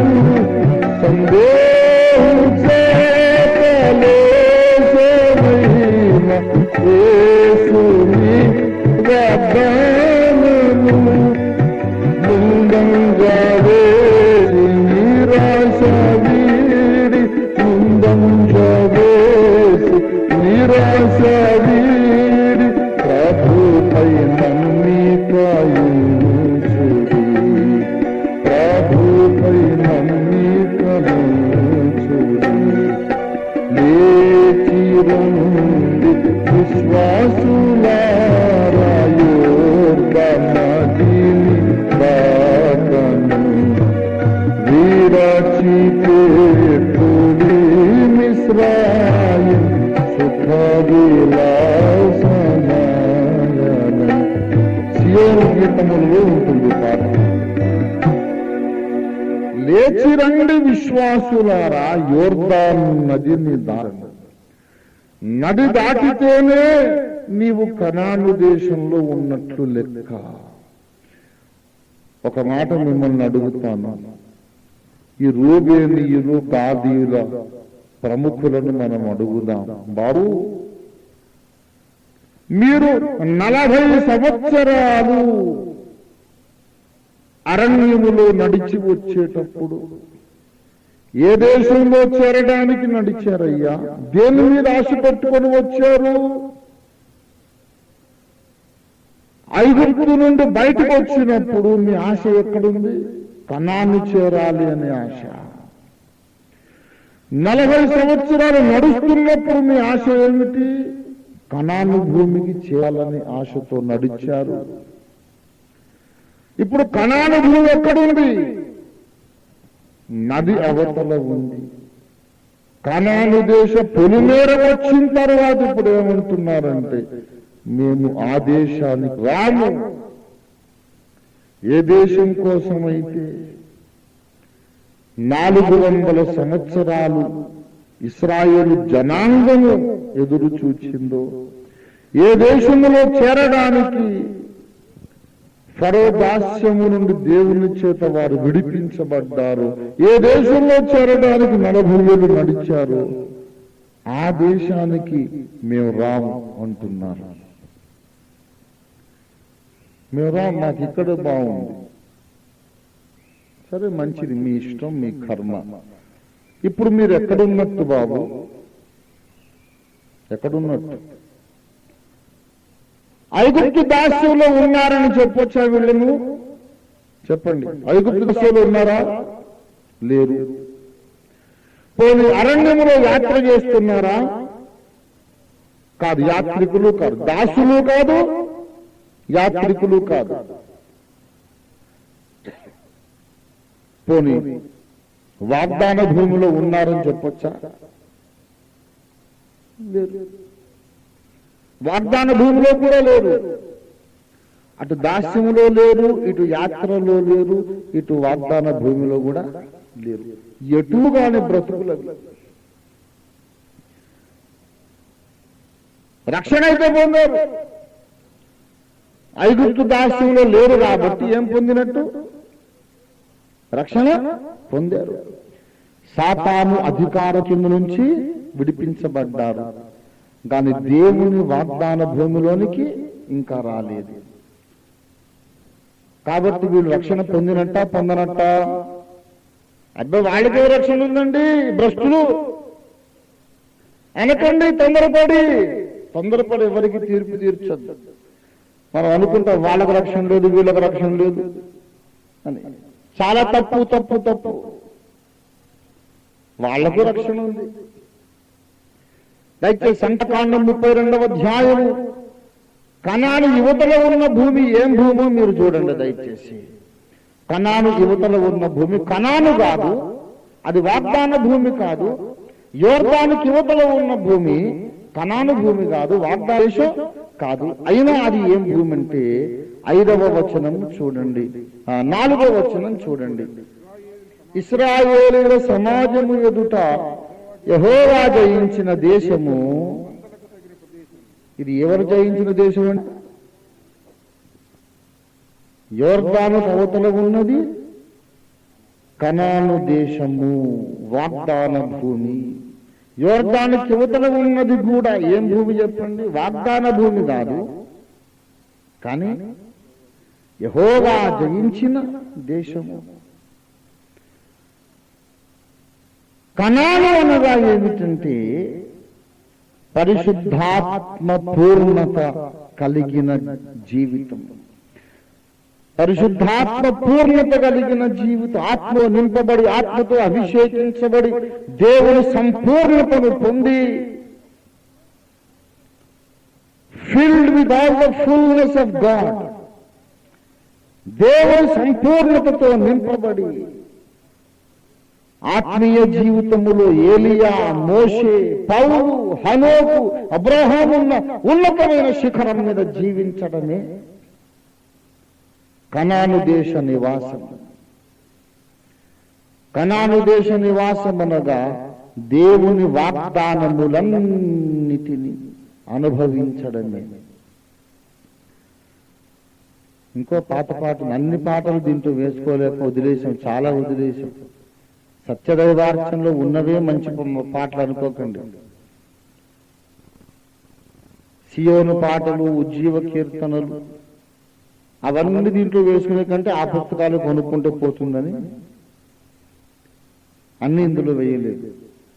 సియోను వాసులారా సకల వాగ్దానములు మనవాయెను, సకల వాగ్దానములు మనవాయెను. సాగిల పడియేసుని ఆరాధించెదము, సాగిల సాగిల పడియేసుని ఆరాధించెదను. దేవునికి దేవుడు శిల్పియు నిర్మాణకుడు. దేవునికి దేవుడు శిల్పియు నిర్మాణకుడు. దాని నివాసులు దానలను దీవించెను. దాని నివాసులు దానలను దీవించెను. సీయోను వాసులారా సకల వాగ్దానములు వనవాయును. సాగిల పడియేసుని ఆరాధించెదను. అసరూపంగళి చీడ పురుగులు నిడతలు.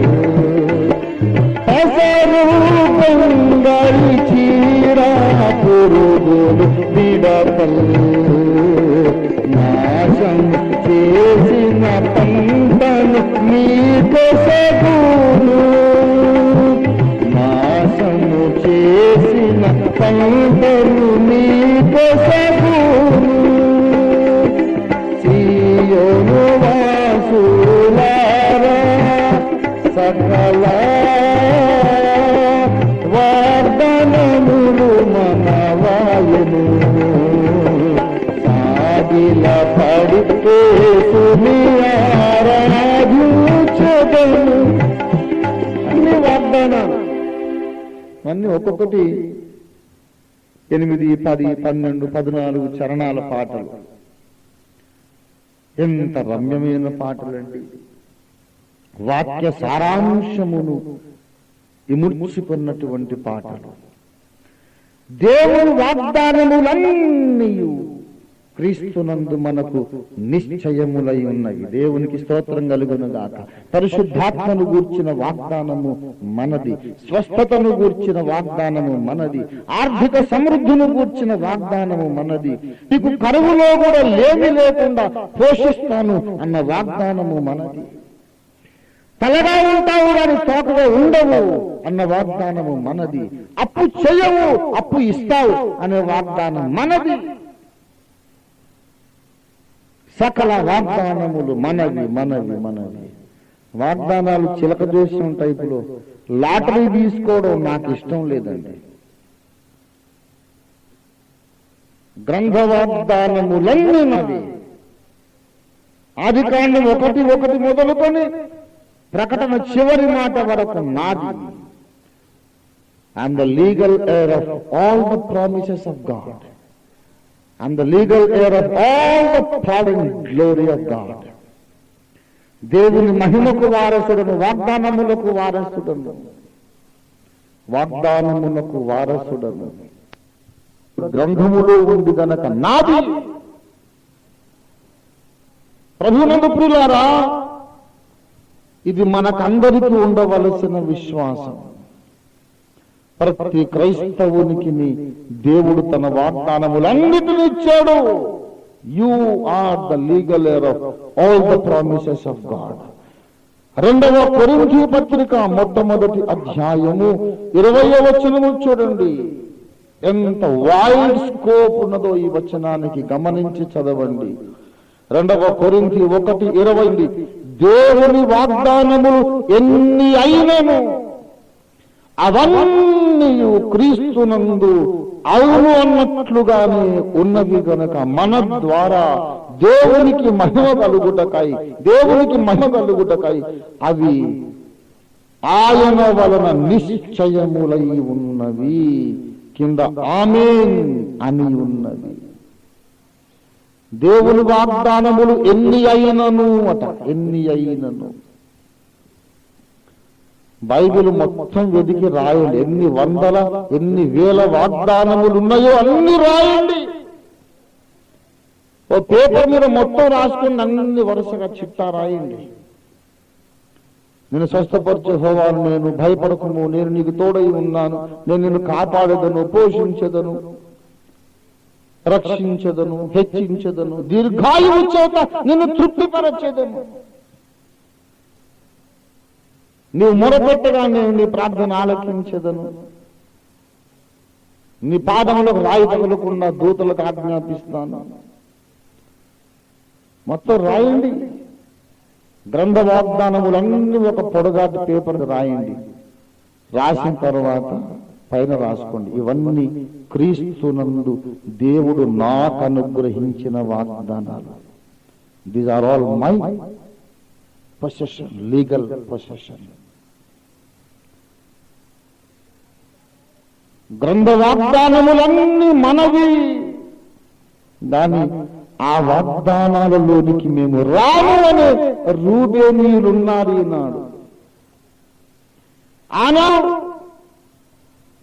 10 గోత్రాలు కనాన్లోకి వెళ్ళడానికి ఇష్టపడ్డాయి, 2 గోత్రాలు వెళ్ళడానికి ఇష్టపడలేదు. మేము ఇక్కడ బయట ఉంటాం. కానీ ఈనాడు దేవుని సంపూర్ణతలోనికి వెళ్ళడానికి ఇష్టపడని వారే ఎక్కువ మంది. ప్రపంచ క్రైస్తవులందరినీ ఒక చోట మనం సమావేశపరచగలిగితే, వాళ్ళని చేతులెత్తించగలిగితే, కనాను దాటడానికి ఎంతమంది ఇష్టపడుతున్నారు అని అడిగితే, ఈ ప్రపంచ క్రైస్తవ జనాభాలో, ప్రపంచ క్రైస్తవ సమాజములో మేము కనానుకు చేరము, యోర్దానును దాటము, యువతలే నాకు బాగుంది అన్నవాళ్ళే 190 మంది, ఇంకెక్కువ మంది ఏమో. ఈనాటి క్రైస్తవులకు యోర్దాను దాటడం ఇష్టం లేదు. ఈనాటి క్రైస్తవులకు ఆత్మాభిషేకం ఇష్టం లేదు. ఈనాటి క్రైస్తవులకు పరిశుద్ధాత్మ వరాలు ఇష్టం లేదు. ఈనాటి క్రైస్తవులకు ఆత్మ కృపావరములు ఇష్టం లేదు. ఈనాటి క్రైస్తవులకు వాక్య సారాంశం ఇష్టం లేదు. పౌరు అంతస్తులో జీవించడం ఇష్టం లేదని, నేనొక ఏలియాను కావాలి, నేనొక పౌలును కావాలి, నేనొక మోషేను కావాలి, హనోకు లాగా నేను దేవుడితో నడవాలి. I must reach the highest possible peak in my spiritual life. ఆత్మీయ జీవితంలో అతి ఉన్నత శిఖరం ఎక్కాలి అనేవాళ్ళు ఎంతమంది? ఏదోసారి నమ్మాము, బాప్తిస్మం పొందాము, చచ్చిపోతే నరకానికి వెళ్ళవు. ఇది చాలా బాగా మళ్ళీ ఎందుకండి ఆ కొండెక్కు ఈ కొండెక్కు ఎందుకు మమ్మల్ని తిప్పలు పెడతారు? అయ్యగారు మీకు మా మీద కటాక్షము కలిగిన ఎడల పరిశుద్ధాత్మ పొందమని మాకు చెప్పకండి. అయ్యగారు మీకు మా మీద కటాక్షము కలిగిన ఎడల పరిశుద్ధాత్మాభిషేకము పొందమని మాకు చెప్పకండి. మీకు మా మీద కటాక్షమున్న ఎడల బైబిల్ అంతా చదవమని మాకు చెప్పకండి. మీకు మా మీద కటాక్షమున్న ఎడల దేవునితో అనుక్షణము సహవాసం చేయమని మాకు చెప్పకండి. అయ్యా మీకు మా మీద కటాక్షం ఉన్న ఎడల ఏదో పండగ క్రైస్తవులుగా మమ్మల్ని మిగిలిపోనియండి. మీకు మా మీద కటాక్షం ఉన్న ఎడల కులతత్వాలతో కులపిచ్చితో మమ్మల్ని బతకనియండి. మీకు మా మీద కటాక్షం ఉన్న ఎడల ధనపేక్షతో వేషధారణతో అసూయతో మమ్మల్ని బతకనియండి. ఏదో మమ్మల్ని ఇలా వదిలేయండి సార్, సంపూర్ణులు గండి అని బోధ చేసి మమ్మల్ని చంపకండి. ఏమన్నా ఏం తక్కువ, ఐగుప్తు నుండి విమోచించబడ్డాము, ఇంకా ఆ సంపూర్ణతలోకి రాలేదు, అంతే కదా. ఇక్కడ ఉండదు మమ్మల్ని అనే దౌర్భాగ్యులే ఎక్కువ మంది ఉన్నారు. దౌర్భాగ్యులు అనే మాట నోరార నోటి నిండా ప్రియముగా సంతోషంగా సంతృప్తిగా పలికాను. నాకు ఎప్పుడు స్లిప్ ఆఫ్ ద టంగ్ ఉండదండి. చాలా క్యాలిక్యులేటెడ్ గా వాక్యానుసారంగా తిట్టాలనుకున్నాను. మరి ఏమన్నాను వాళ్ళని? ధన్యజీవులు అందామా? అబ్బా ఏమి ధన్యత నాయన, ఇంత దూరం నడిచి కనానుకు చేరకుండా సక్సెస్ఫుల్ గా బయట ఉండిపోయావు, కంగ్రాచులేషన్స్ బ్రదర్ అనాలా? సోదరుడా, సోదరి, కనాను దాటడం నీకు ఇష్టమేనా? యోర్దాను దాటడం నీకు ఇష్టమేనా సోదరి? యోర్దాను దాటి కనాను భూమిలో ప్రవేశించడం నీకు ఇష్టమేనా? లోతైన జలముల్లోకి పోవడం ఇష్టమేనా? ఎత్తైన కొండలెక్కడం ఇష్టమేనా? Please come into the fullness of God. పౌలు తాను నాటిన సంఘాల కొరకు అదే ప్రార్థన చేశాడు. ఎఫెసీ పత్రిక 3వ అధ్యాయము 15వ వచనం చూడండి. ఎఫెసీ 3:15, మీరు అంతరంగ పురుషుని యందు శక్తి కలిగి ఆయన ఆత్మ వలన బలపరచబడినట్లుగాను క్రీస్తు మీ హృదయములలో విశ్వాసము ద్వారా నివసించున్నట్లుగాను తన మహిమైశ్వర్యము చొప్పున మీకు దయచేయవలెననియు మీరు దేవుని సంపూర్ణత యందు పూర్ణులగునట్లుగా, that you must be full in the fullness of God. That was the petition of Apostle Paul before the throne of God. The believers at Ephesus must be full in the fullness of God. ఎఫెసు విశ్వాసులు, పౌలు నాటిన సంఘములన్నిటిలో ఉన్న సకల విశ్వాసులు దేవుని సంపూర్ణత యందు పూర్ణులు కావాలి. దేవుని పోలికలోకి మారాలి, క్రీస్తు పోలికలోకి మారాలి, దేవుని ప్రతిబింబాలుగా తయారు కావాలి.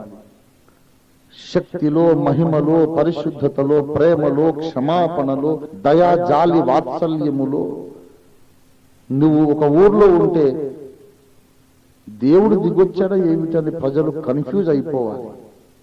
అంత కరుణ, ప్రేమ, జాలి, వాత్సల్యం నీలో వారు చూడాలి. హేతువాదులు రావాలి, నిన్ను చూడాలి. బాబు దేవుడు ఉన్నాడో లేడో తెలియదు కానీ ఉంటే గింటే నీలోనే ఉన్నాడయ్యా అని ఒప్పుకొని వెళ్ళాలి. అంతటి పరిపక్వతకు నీవు రావాలి. నమ్మి బాప్తింపంతో సరిపోదు. యోర్దాను దాటండి, దాటండి, లేచి రండి విశ్వాసులారా, యోర్దాను నదిని దాటండి.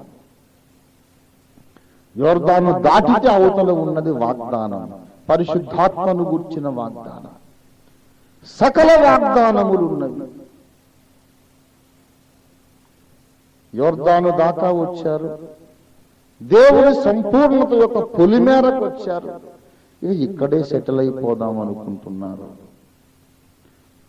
ఎంత దురదృష్టవంతులు, ఎంత నిర్భాగ్యులు. అయితే దేవుని అపార కరుణా సంపన్నత చూడండి. దేవుని సంపూర్ణతలోనికి రాని వాళ్ళ కోసం కూడా యోర్దానుకు యువతల 3 ఆశ్రయపురాలు కట్టండి అన్నాడు.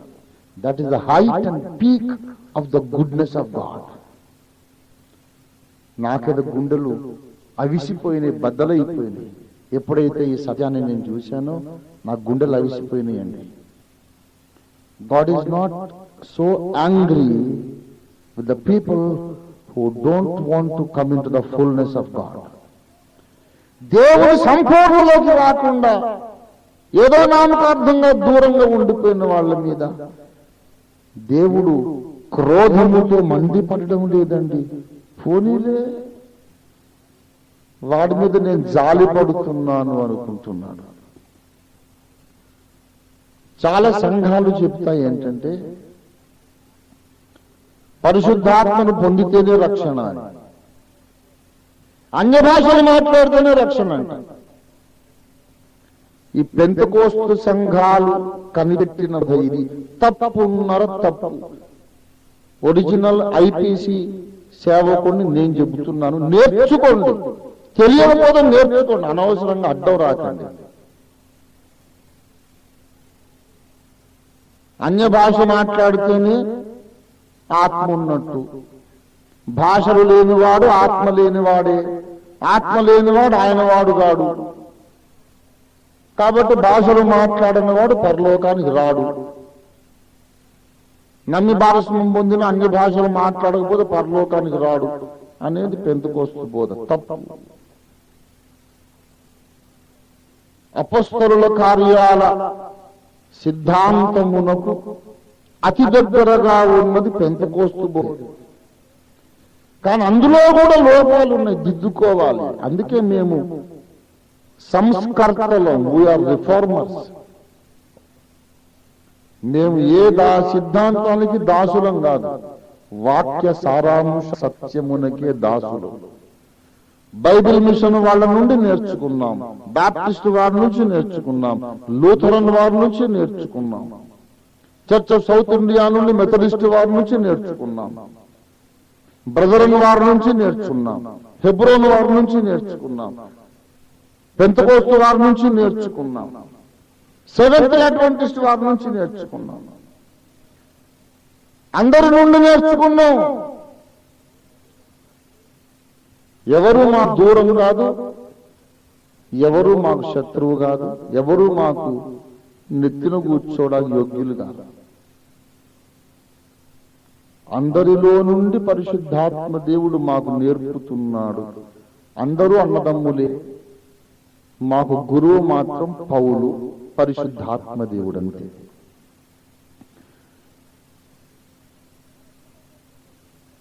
రక్షణ పొందిన తరువాత అడిగి కనిపెట్టి పరిశుద్ధాత్మను పొందాలి అనేది ఒక సత్యం. సత్యం. రక్షింపబడ్డ వాళ్ళందరూ పరిశుద్ధాత్మను పొందారనే తప్పు. ఇది బ్రదరన్ వాళ్ళు చేసిన తప్పు. బ్రదరన్ వాళ్ళు చేసేది ఏంటంటే రక్షణ పొందితే ఆత్మ ఉన్నట్టే అంటారు. మరి పౌలు ఎందుకు అడిగాడు? మీరు విశ్వసించినప్పుడు పరిశుద్ధాత్మను పొందితిరా అంటే అదేం పిచ్చి ప్రశ్న. పౌలు విశ్వసించాడు అంటేనే ఆత్మ ఉన్నట్టు అని అడగొచ్చు కదా. విశ్వసించిన వాడల్లా పరిశుద్ధాత్మను ఆటోమేటిక్ గా పొందడు కాబట్టే పౌలు అడిగాడు, విశ్వసించినప్పుడు పరిశుద్ధాత్మను పొందితిరా. రక్షణ పొందిన వాడికల్లా పరిశుద్ధాత్మాభిషేకం ఉంది అనడం తప్పు. అదే సమయంలో పరిశుద్ధాత్మాభిషేకం ఉంటేనే వీడు పరలోకం వెళ్తాడు అనేది కూడా తప్పు. పరిశుద్ధాత్మాభిషేకం పొందిన వాళ్ళ కొరకు యోర్దానుకు అవతల 3 ఆశ్రయపురాలు ఉన్నాయి. పరిశుద్ధాత్మను పొందకుండా ఉన్న వాళ్ళ కొరకు యోర్దానుకి యువతలు కూడా ఆశ్రయపురాలు ఉన్నాయి. బ్రదర్స్, మీకు ఇష్టం ఉన్నా లేకున్నా తెలుసుకోండి, పెంతెకోస్తు వాళ్ళ కొరకు అవతల 3 ఆశ్రయపురాలు ఉన్నాయి. పెంటెకోస్తల్ ప్రీచర్స్ తెలుసుకోండి, మీకు ఇష్టం ఉన్నా లేకున్నా బ్రదరన్ వారి కొరకు ఆత్మాభిషేకము నమ్మకుండా ఉన్న వాళ్ళ కొరకు యోర్దానుకి యువతల కూడా 3 ఆశ్రయపురాలు ఉన్నాయి. ఈ కారణాన్ని బట్టి అటు 3 ఆశ్రయపురాలు, ఇటు 3 ఆశ్రయపురాలు ఉన్నాయి కాబట్టి నేను నా సేవారంభము నుండి బల్లగుద్ది మరీ చెప్తున్నాను. అన్ని సంఘములలో నుండి కొందరు పరలోకానికి వస్తారు. ఇండియా మిషన్ నుండి కొందరు పరలోకానికి వస్తారు. చర్చ్ ఆఫ్ సౌత్ ఇండియా నుండి కొందరు పరలోకానికి వస్తారు. లూథరన్ నుండి కొందరు పరలోకానికి వస్తారు. పెంతెకోస్తు నుండి కొందరు పరలోకానికి వస్తారు. హెబ్రోన్ నుంచి కొందరు పరలోకానికి వస్తారు. చర్చ్ ఆఫ్ క్రైస్ట్ కూడా కొందరు పరలోకానికి వస్తారు. అరే వాళ్ళు సత్యం ఒప్పుకోరు కదండి, ఎలాగా అంటే ఒప్పుకున్నా ఒప్పుకోకపోయినా అటు 3 ఇటు 3 ఆశ్రయపురాలు దేవుడు పెట్టాడు. That is the large vision of agape church. అందుకే మేము ఎవరిని నెత్తిన పెట్టుకోము, ఎవరిని తూలనాడి దూషించం. అందరూ అన్నదమ్ములే. నాతో పాటు ఎముకనంటిన రక్త సంబంధులు, నాతో పాటు పరలోకములు యుగయుగాలు జీవించే ధన్యులు. కొందరు హెబ్రోన్లో ఉన్నారు, కొందరు పెంతెకోస్తులో ఉన్నారు, కొందరు లూథరన్లో ఉన్నారు, కొందరు చర్చ్ ఆఫ్ సౌత్ ఇండియాలో ఉన్నారు. మీరు ఏ సంఘం అండి అని అడుగుతారు కొంతమంది. మీరు ఏదనుకుంటే అదేనండి. మీది ఇండియా మిషనా? అవునండి, మాది ఒక మిషను, అది ఇండియాలో ఉంది కాబట్టి మాది ఇండియా మిషనే. మీరు చర్చ్ ఆఫ్ సౌత్ ఇండియానా? అవునండి, ఎగ్జాక్ట్లీ మాదొక చర్చ్ ఉంది, అది సౌత్ ఇండియాలోనే ఉంది కాబట్టి మేము చర్చ్ ఆఫ్ సౌత్ ఇండియా అని. లూథరసా? అవునండి. సంస్థాగతముగా క్రైస్తవ సంఘము చేస్తున్న పొరపాట్ల మీద లేఖనాధారాలతో తిరుగుబాటు చేశాడు లూథర్. ఆ లూథర్లో నుంచి మేము ఎంతో నేర్చుకున్నాం. లూథరు చూపిన బాలోనే ప్రతి దుర్బోధం మీద మేము తిరుగుబాటు చేస్తున్నాం కాబట్టి మేము లూథరన్స్. అసలు ఒరిజినల్ లూథరన్స్ మేమే, రియల్ లూథరన్స్ మేము. లూథరన్స్ కాదు, మేము మార్టిన్ లూథర్స్ ఆఫ్ ద డే. ఈనాటి మార్టిన్ లూథర్ల మేము. మీది బైబిల్ మిషనా? అవును. లేకపోతే బైబిల్ మిషన్ కాకపోతే ఖురాన్ మిషనా, రామాయణ మిషనా? మేము బైబిల్ మిషనే. మరి బైబిల్ మిషనేనండి. ఇంత బోధ ఇంత గోల మొత్తం బైబిల్ నుంచే కదా. ఏ పని చేసినా బైబిల్ ఆధారంగా చేస్తాం కాబట్టి మేము అసలు సిసలైన బైబిల్ మిషన్. మీరు బాప్టిస్ట్ వాళ్ళ? అవును సార్. ముంచడం బాప్తిస్మాలు పొందుతాము, ముంచడం బాప్తిస్మాలు ఇస్తాం. మేము ఖచ్చితంగా బాప్టిస్ట్ వాళ్ళం. ఇంతకు మీరు ఏ సంఘం అండి? మొత్తం గబ్బిలం కట్ట అధ్వానంగా ఉంది. గబ్బిలం 2 రకాలైతే మీరు మొత్తం 200 రకాలు ఉన్నారు. ఇది ఏ సంఘం సార్? మమ్మల్ని కన్ఫ్యూజ్ చేయకుండా చెప్పండి. అంటే క్రీస్తు అనే బండ మీద, అపొస్తలుల పునాది మీద పౌలు కాలములో పరిశుద్ధాత్మ దేవుడు కట్టనారంభించిన సంఘము యొక్క ఈ తరం స్వరూపమే అగాపే సంపూర్ణ సువార్త సంఘం. దేవునికి స్తోత్రం కలుగునుగాక. We are a special church and we are happy about it. We are grateful to God about it. మొన్న ఎవరో అడుగుతున్నారు, బ్రదర్ మీరు చాలా మంచి సేవ చేస్తున్నారు కానీ మీరు మా సంస్థలో కలిస్తే ఇంకా బాగుంటుందంట. ఏంటి బాగుంటుందంటే నెలకు 10,000 ఇస్తాడట. పిచ్చి మొహం, నాకు నెలకు 10 లక్షలు కావాలి. 10,000 నువ్వు ఇవ్వడం ఏంటి? నెలకు 10 లక్షలు కావాలి. ఇచ్చినా మమ్మల్ని మింగగలిగిన తిమ్మింగలం ఇప్పటిదాకా పుట్టలేదు, పోయిరా బాబు అని చెప్పి. నన్ను మింగడానికి నీ మూర్తి సరిపోదు. మాది గ్లోబల్ విజన్ బాబు. నా పిల్లలు అమెరికాలో ఉన్నారు, నా పిల్లలు సింగపూర్లో ఉన్నారు, నా పిల్లలు పాకిస్తాన్లో ఉన్నారు, నా పిల్లలు లండన్లో ఇంగ్లాండ్లో ఉన్నారు, నా పిల్లలు అమెరికాలో ఉన్నారు. అగాపే సంఘం అనే దర్శనము ప్రపంచానికి వ్యాపించింది. భగ్గున అగ్నిపర్వతంలాగా బద్దలవుతుంది రేపు పొద్దున. అబద్ధ క్రీస్తు సింహాసనం ఎక్కగానే వాడుకున్న ఫస్ట్ అపోజిషన్ పార్టీ మేమే. దేవుని స్తోత్రం కలుగునుగాక. ఇది పరిశుద్ధాత్మ కార్యం, ఆయనకే మహిమ చెల్లిస్తున్నాం. దేవునికి స్తోత్రం కలుగునుగాక. ప్రియులారా, ఆశ్రయపురము అనగా మన కొరకు రక్షకుడుగా అవతరించిన యేసు అని అర్థము. ఆశ్రయపురాలు మొదట 3 అన్నాడు. దానికి అర్థం ఏంటంటే శరీర ఆత్మ ప్రాణములకు ఆయన రక్షకుడని అర్థము. తర్వాత 6 అన్నాడు. దానికి అర్థం ఏంటి? ఆయన దేవుని కంటే కొంచెము తక్కువ వాడు అగుట వలన మనకు రక్షకుడు అయ్యాడని అర్థం. ఆ తర్వాత ఇంకో విషయం చెప్పారు. ఏమని? అటు 3 ఇటు 3 అనగా సంపూర్ణతలోనికి వచ్చువారి కొరకు రక్షణ, సంపూర్ణతకు రానోళ్ళ కొరకు కూడా రక్షణ. రక్షణ సమానమేనండో. ఒకడు ఉన్నతమైన సేవ చేయొచ్చు, ఒకడు సోమరిపోతు కావచ్చు. ఒక నమ్మకముగా 10వ భాగం ఇవ్వచ్చు, ఒకడు 10వ భాగం ఎగ్గొట్టే దొంగ కావచ్చు. ఒకడు 24 గంటలు ప్రార్థించే ప్రార్థన వీరుడు యోధుడు కావచ్చు, ఒకడు ప్రార్థనలో సోమరిపో కావచ్చు. అయినా రక్షణ సమానమే. ఇది అన్యాయం సార్. ఈ దొంగలకు యథార్థవంతులకు సమానంగా రక్షణ ఇవ్వటం అన్యాయం కాదా? అంటే దానికి యేసయ్య ఓ చక్కటి మాట చెప్పాడండి. మత్తయి సువార్తలోనికి రండి మీరు దయచేసి. 20వ అధ్యాయం, మత్తయి సువార్త 20వ అధ్యాయము 14వ వచనం. నీ సొమ్ము నీవు తీసుకొని పొమ్ము, నీకిచ్చినట్టే కడపట వచ్చిన వీరికి ఇచ్చుటకు నాకు ఇష్టమైనది. నాకిష్టము వచ్చినట్లు నా సొంత సొమ్ముతో చేయుట న్యాయము కాదా?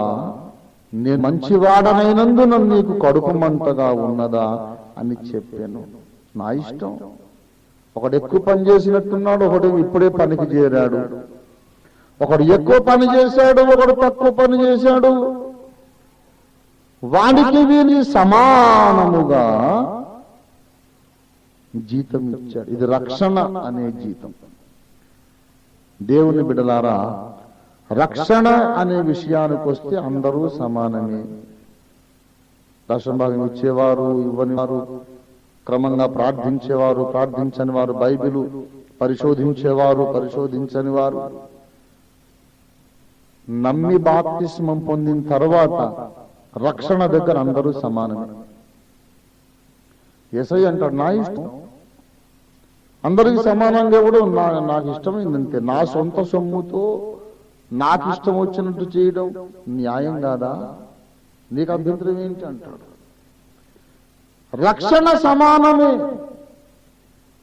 కానీ పరలోకానికి వెళ్ళాక అక్కడ పదవులు సమానము కాదు, హోదాలు సమానము కాదు.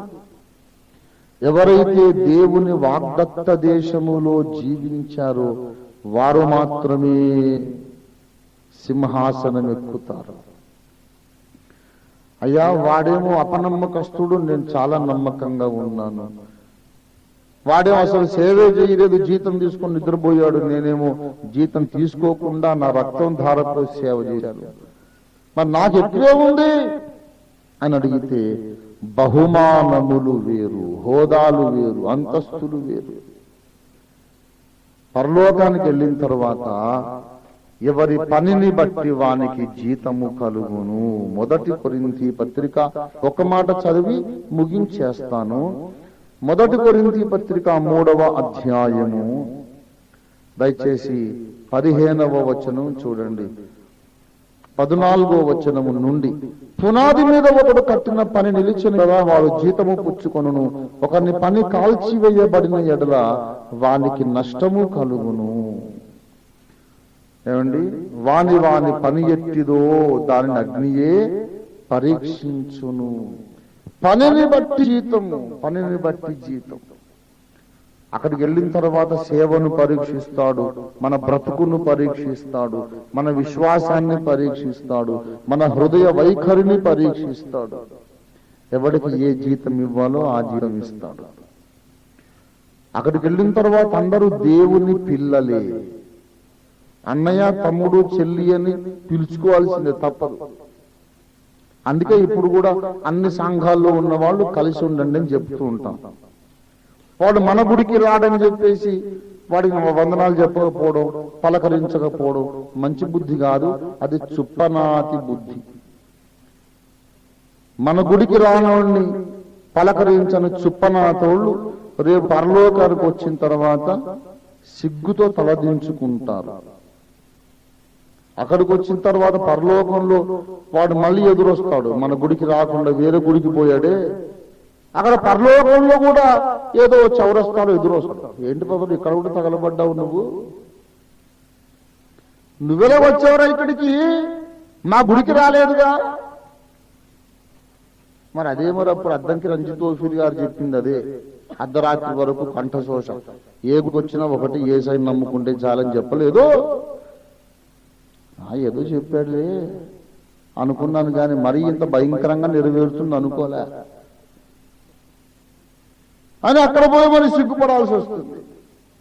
ప్రియులారా, రక్షణ వరకు అందరూ సమానమే. మీరు అడగొచ్చు, ఏ సంఘానికి వెళ్ళినా యేసయ్యను నమ్ముకుంటే చాలు పరలోకానికి వస్తారు అనుకున్నప్పుడు మరి మీరెందుకు సార్ ఇంకేదో సత్యాన్వేషణ అని పెట్టారు అంటే చెబుతున్నాను. పరలోకానికి తీసుకెళ్లితే చాలదు, మిమ్మల్ని సింహాసనం మీదకి ఎక్కించాలని మా తాపత్రయము, మా ప్రయత్నము. గుడికొచ్చిన వాళ్ళందరూ పరలోకానికి రారు. పరలోకానికి వచ్చిన వాళ్ళందరూ సింహాసనం మీదికి రారు. కొంతమంది గుడికి వస్తారు కానీ మారు మనసు పొందరు, కూటానికి వస్తారు కానీ మారు మనసు పొందరు, నమ్మి బాప్తిస్మం పొందరు, కూటానికి వస్తే చాలనుకుంటున్నారు. కూటాలకు, సభలకు, ఆరాధన కూటాలకు వచ్చిన వాళ్ళందరూ పరలోకానికి రారు. నమ్మి బాప్తిస్మము పొందిన వారే పరలోకానికి వస్తారు. పరలోకం వచ్చినంత మాత్రాన సింహాసనం ఎక్కరు. మనల్ని దేవుడు సింహాసనం మీదకి పిలుస్తున్నాడు. ప్రకటన 3:21 ప్రకారం, నేను జయించి నా తండ్రితో కూడా నా తండ్రి యొక్క సింహాసనం మీద నేను కూర్చుండి ఉన్న ప్రకారము జయించు వానిని నాతో కూడా నా సింహాసనం మీద కూర్చుండనిచ్చెదను. అక్కడికి మనం వెళ్ళాలి. సింహాసనం ఎక్కాలంటే వాగ్దానములన్నిటిని స్వతంత్రించుకోవాలి. సింహాసనం ఎక్కాలంటే మనము సంపూర్ణతలోనికి సాగి వెళ్ళాలి. అది అగాపే సంఘం యొక్క పోరాటం. వీలైనంత ఎక్కువ మందిని రాజులుగా సిద్ధం చేయాలి. వీలైనంత ఎక్కువ మందిని రాణులుగా, రాజులుగా, సింహాసన వారసులుగా సిద్ధం చేయాలి. అందుకొరకు సత్యబోధ కావాలి, అందుకొరకు అపొస్తలిక బోధ కావాలి, అందుకొరకు పరిశుద్ధులకు ఒకసారి అప్పగించబడిన ఆ బోధ కావాలి. అది అగాపే సంఘ పోరాటం. ప్రభునందు ప్రియులారా, అటు ఇటు ఆశ్రయపురాలున్నాయి, కానీ సింహాసనము మాత్రం కనాను భూమిలోనే ఉంది. జాగ్రత్త. యొర్దాను దాటని సంపూర్ణతలోనికి రండి. సంపూర్ణతలోనికి ఇదే మీకు ఆహ్వానం. దేవుడి మాటలను ఆశీర్వదించునుగాక. ప్రార్థన చేసుకుందాం.